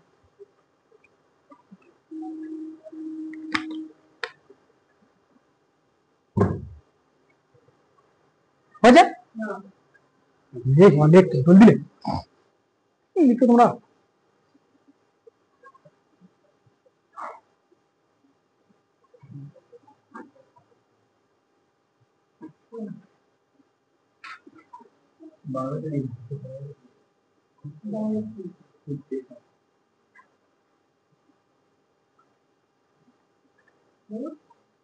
প্রেশন প্রেশন পয়রা ফলা ওই পেটটার মধ্যে আর মধ্যাহ্ন প্রেশন, এইটাতে লেখো, প্রহিবিশনে লেখো এমন কোন মামলা, এটা এটা আন্ডার লেখো, ওটা না, প্রহিবিশনে লেখো এমন কোন মামলা যার শুনানি হাইকোর্ট এখনো পর্যন্ত করেনি, এমন কোন মামলা যার শুনানি হাইকোর্ট এখন পর্যন্ত করেনি,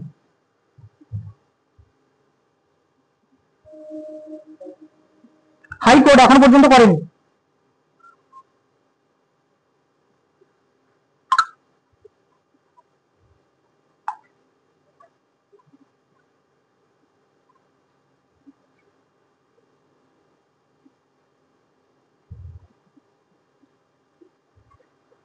ঠিক আছে, কি বলো, এমন কোন মামলা যার শুনানি হাইকোর্ট এখনো পর্যন্ত করেনি, এইরকম মামলাকে বা সেই রকম মামলাকে সুপ্রিম কোর্ট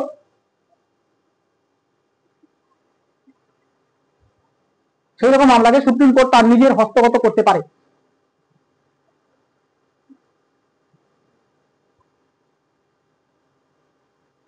বুঝলে, সেই রকম মামলাকে সুপ্রিম কোর্ট তার নিজের হস্তগত করতে পারে।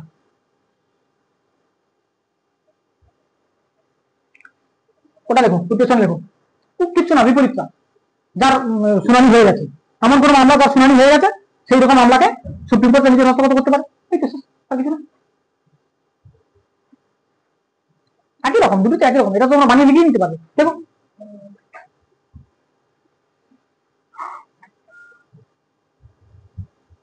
তিনটে আর্টিকেল করে ছেড়ে দেবো।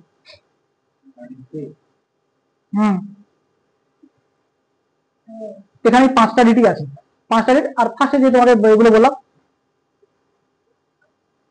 কোনো প্রবলেম আছে? 5টা ডিটি নিয়ে লেখো 33 নম্বর আর্টিকেল। বুঝলে?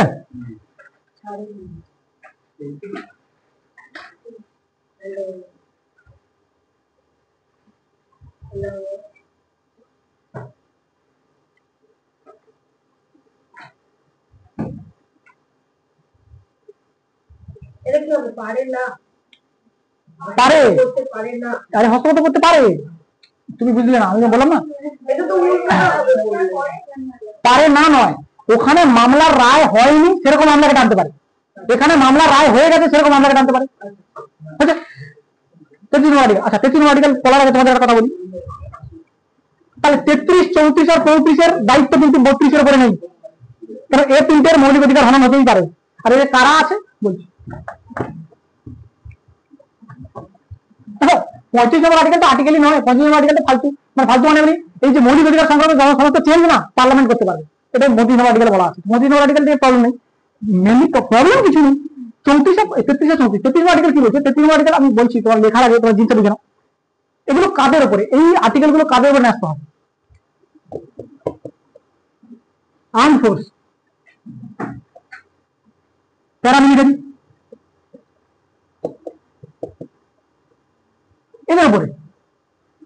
এদের উপরে ন্যস্ত হয়ে যাচ্ছে তোমার মেনলি। আরো আছে ইডিসি, তোমার ফন্ডে যারা আছে টোটালি যারা আর্মি রেতে আছে তাদের ফান্ডামেন্টাল রাইট নয়, তাদের ফান্ডামেন্টাল রাইট হনন হয়ে যায়। এখন কথা হচ্ছে কেউ আর্ম ফোর্সে প্যারামিলিটারিতে আছে, সে প্যারামিলিটারি আরো বিভিন্ন রকম যেগুলো র ইন্টেলিজেন্স, যেগুলো ইন্টেলিজেন্স ব্যুরো যেগুলো হয়, তাদের কাছে অনেক ইনফরমেশন থাকে। এখন কথা বলা তুমি ভাবো না সঠিক, মানে এই যে কথা বলা 19 নম্বর আর্টিকেল যেটা বলছে আর কি, যে তোমার বক্তব্য রাখা তোমার অধিকার। এখন তুমি রতে কাজ করো, তুমি তোমার রতে কাজ করো, রয় যত গোপন হয়ে যাচ্ছে, তুমি তোমার বাড়িতে তোমার বৌদিকে সমস্ত কিছু বলবে যে আমাদের এখানে এই হয়, এইরকম ব্যাপার, পাকিস্তানে এইরকম কাণ্ড হচ্ছে, তো তোমার অধিকার আছে, তুমি বলে দিলে।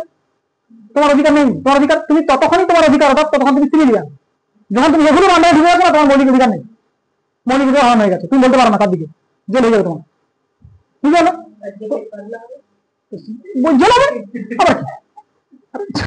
তুমি তোমার বক্তব্য মধ্যে কি আছে। এখন কথা হচ্ছে এদের ফান্ডামেন্টাল, মানে এদের মৌলিক অধিকার কি বলা যায়, মৌলিক অধিকারের রক্ষা মানে হনন করা যেতেই পারে। ঠিক আছে, দেখো হ্যাঁ অবশ্যই যত দাবি হ্যাঁ 33। দেখো ভারতীয় সামরিক, দেখো ভারতীয় সেনাবাহিনীতে, সামরিক ভারতীয় সেনাবাহিনীতে, ভারতীয় সেনাবাহিনীর বিভিন্ন কর্মকর্তা,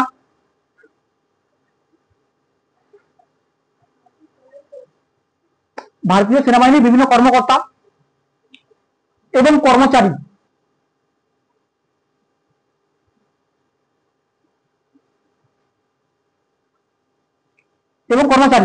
কোমা দিয়ে লেখো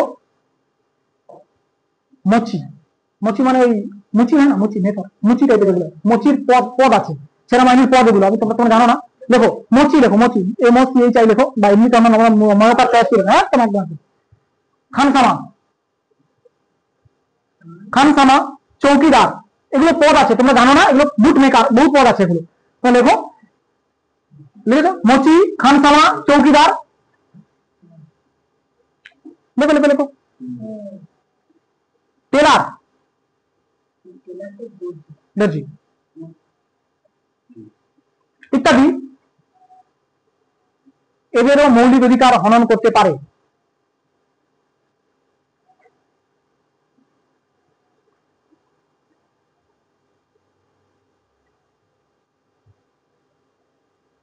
ঠিক আছে, হনন করা যেতে পারে। তাহলে যারা আর্ম ফোর্সে আছে তাদের আরো আছে, এখানে তোমাদের আমি প্যারামিটার লিখে দিলাম।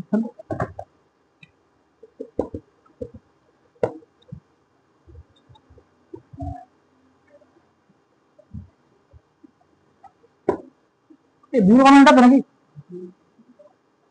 ভুল নাম। দেখো, arm forces, paramilitary, intelligence bureau যারা আছে তাদের সমস্ত রকমের মৌলিক অধিকার হারানো হয়ে যাবে, মানে মৌলিক অধিকার ছিনিয়ে নিয়ে যেতে পারে, কোনো প্রবলেম নেই। সরকার চাইলে তাদের মৌলিক অধিকার ছিনিয়ে নিতে পারে, বুঝতে পারলে? ওরা ছাড়া, এটা আর্ম ফোর্সের কথা বলো, এই যে পদগুলো বললাম এরা আনআর্ম, মানে আর্ম বা আনআর্ম কারা? যারা বন্দুক নিয়ে ফিল্ডে কাজ করছে তারা আর্ম, যারা বন্দুক নেই বাট এতে কাজ করছে, যেমন ধরো অনেক ডাক্তার আছে, তারা কি বন্দুক নিয়ে ফিল্ডে যাচ্ছে না? বাড়িতে আছে, মানে এতে আছে, ক্যাম্পে আছে। যেমন এই খানসামা, দর্জি, চৌকিদার, আমিন জামিন যারা আছে, টুকটুক যারা আছে, এরা সবই তো মিলিটারি আন্ডারে আছে, কিন্তু কথা এদের সবারই মৌলিক অধিকার হনন করা যেতে পারে। হয়তো বলে আর্ম যারা আছে তাদেরই মৌলিক অধিকার হনন করে, এদের না, এরা তো যুদ্ধ লড়ছে না, এদের কাছে কি খবর আছে? না, ওখানে যত লোক আছে সবারই মৌলিক অধিকার হনন করা যেতে পারে। 33 নম্বর আর্টিকেল বলছে মৌলিক অধিকার হনন করা এদের যারা এইসব আর্মিতে আছে এদের মৌলিক অধিকার হনন করা যেতে পারে, ঠিক আছে? এটি 33 নম্বর আর্টিকেল ডুবুই বলছে। আচ্ছা, 34 নম্বর আর্টিকেল, 34 নম্বর আর্টিকেল একটা টার্ম আছে মার্শাল ল।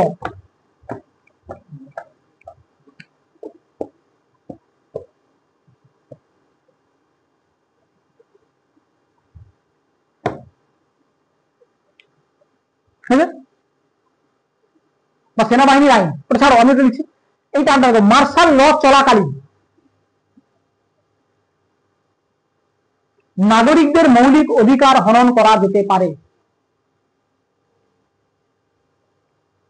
মার্শাল ল চলাকালীন নাগরিকদের মৌলিক অধিকার হনন করা যেতে পারে।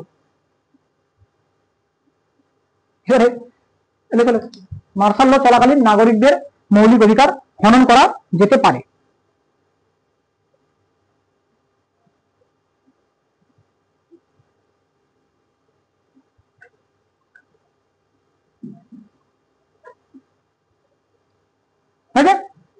মার্শাল ল মানে কি? মার্শাল ল মানে হচ্ছে মিলিটারি রুল।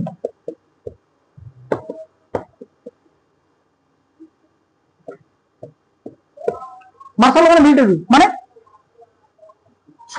সৈন্যের আইন আর কি, মানে সৈন্য দ্বারা আইন, মানে যখন আইন কারা তৈরি করতে পারে, এখন আইন কারা তৈরি করতে পারছে, বা আইন মানে যে লোক ব্যবস্থা কারা তৈরি করে রেখেছে? সরকার।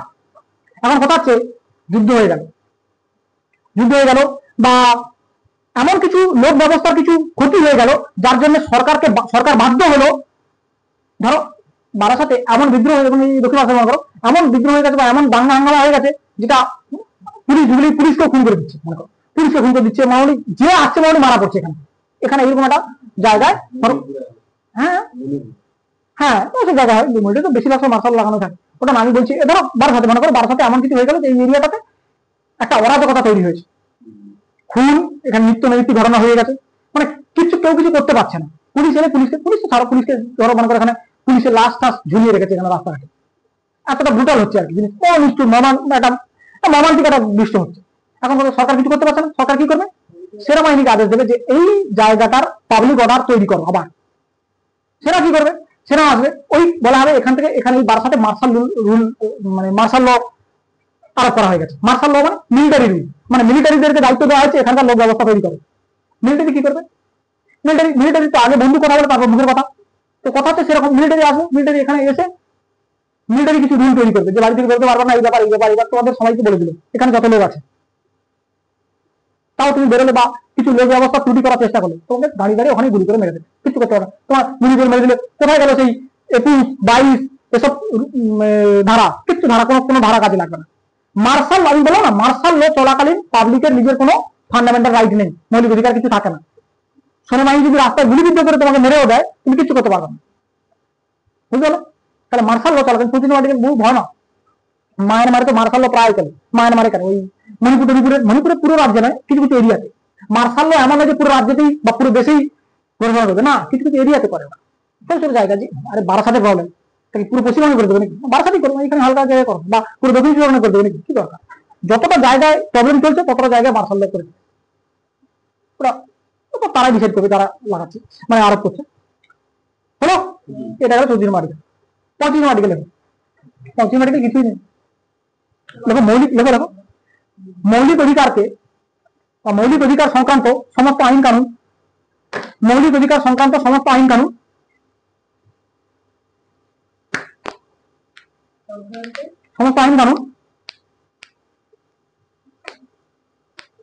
সংসদ তৈরি করতে পারে?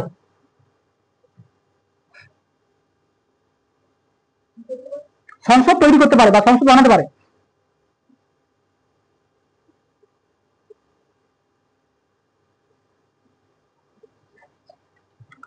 কিছুই না, আর শেষ। মৌলিক অধিকার কি? মৌলিক অধিকার সংক্রান্ত যত রকম আইন কানুন হবে, সংশোধন করা, চেঞ্জ করা, তাকে ঠিকঠাক তৈরি মানে ঠিকঠাক বানিয়ে রাখা, এই সমস্ত রকম নিয়ম কানুন তৈরি করতে পারবে, মানে বানাতে পারে, তৈরি করতে পারে, চেঞ্জ করতে পারবে, কারা করতে পারবে। মানে দেখো, আমি তোমাকে একটু আগে বললাম সংসদের একটা সরি কনস্টিটিউশনের মানে কি বলে, হ্যাঁ, সংবিধানের একটা বেসিক স্ট্রাকচার আছে, যেটাকে কেউ চেঞ্জ করতে পারে না, সংবিধান চেঞ্জ করতে পারে না। কিন্তু বেসিক স্ট্রাকচার ছাড়াও তো অনেক কিছু চেঞ্জ করা যেতেই পারে সংবিধানের, বা মৌলিক অধিকারের অনেক কিছু চেঞ্জ করা যেতে পারে, মৌলিক অধিকারে অনেক কিছু চেঞ্জ করা যেতে পারে, ভালোর জন্য চেঞ্জ করা যেতে পারে। আর তুমি ধরো তুমি নিষ্ঠুরতা কেন, মানে তুমি নেগেটিভলি কেন চেঞ্জ করবে, পজিটিভ ভাবে চেঞ্জ করা যেতে পারে, যেটা ভালো আছে সেটা আরো বেটার করে দেওয়ার মতো চেঞ্জ করা যেতেই পারে। ওই চেঞ্জটা কে করবে? সংসদ করবে, পার্লামেন্ট করবে। তো পার্লামেন্টের কাছে এই অধিকার আছে, এই যে সংক্রান্ত সমস্ত মৌলিক অধিকার সংক্রান্ত সমস্ত চেঞ্জ, মৌলিক অধিকার কেন, পুরো সংবিধানের সমস্ত চেঞ্জ পার্লামেন্টই করতে পারে, এটা কথা। মৌলিক অধিকার যেহেতু আছে, মৌলিক অধিকার আমাকে বলে রাখতাম 35 নম্বর আর্টিকেল, যেটা কি বলছে যে মৌলিক অধিকার সংক্রান্ত সমস্ত নিয়ম কানুন সংসদ বানাতে পারে। হ্যাঁ ছুটি, আর কি এবার আমি ছেড়ে দেবো। যেটা আমি তোমাদের বলবো সেটা হচ্ছে কি, পলিটি তো পলিটি না, ঠিক আছে, ফিজিক্স তো হয়েছে। কেমিস্ট্রি আমি যেটা দেখলাম, কেমিস্ট্রিতে আগের বারে গ্রুপ সিডিতে কিছুই আসেনি, একটা কিছু এসেছিল মনে হয় নর্মাল। আমি তোমাদের ভাবছি এই পলিটিটা শেষ করে দিয়ে, পলিটা শেষ করা, পলিটার মাঝখানে আমি ঐতিহাসিক পটভূমি বা তোমরা কোনটা আগে করবে? ঠিক আছে, ঐতিহাসিক পটভূমিটা আগে তার করিয়ে দিই, ঐতিহাসিক পটভূমিটা আমি করিয়ে দিয়ে আমি ভাবছি কেমিস্ট্রি একটা কিছু করিয়ে দেবো। চলো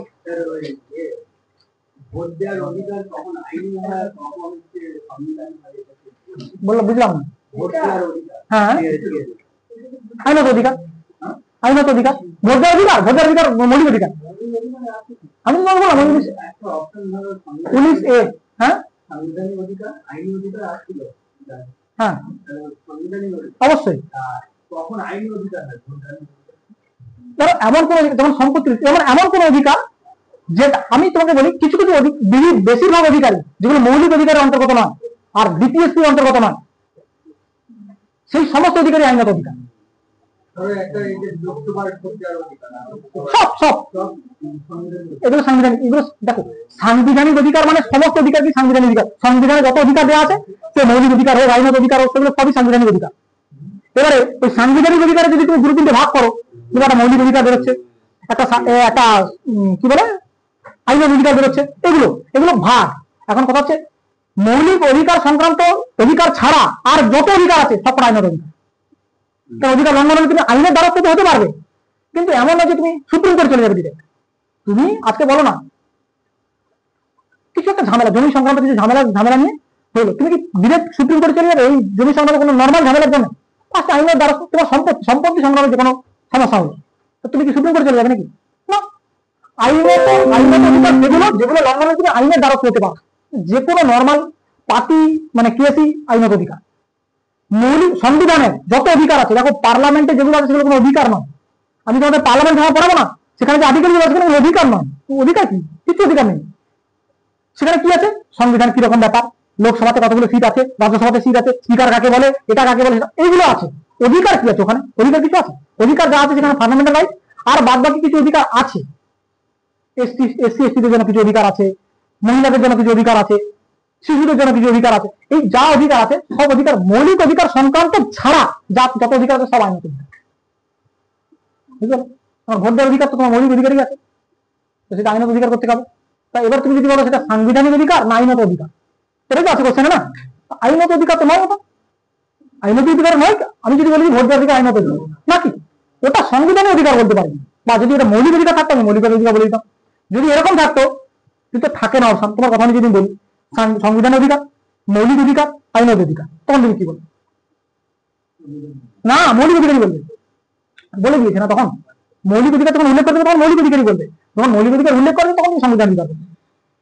তাহলে বুঝতে পারলে আইন অধিকার তো হবেই না, আইন অধিকার তো নেই। ওটা যদি কোনো কিছুই না থাকে, শুধু আইনত অধিকারই থাকে, তাও দেবেন আইনত অধিকার।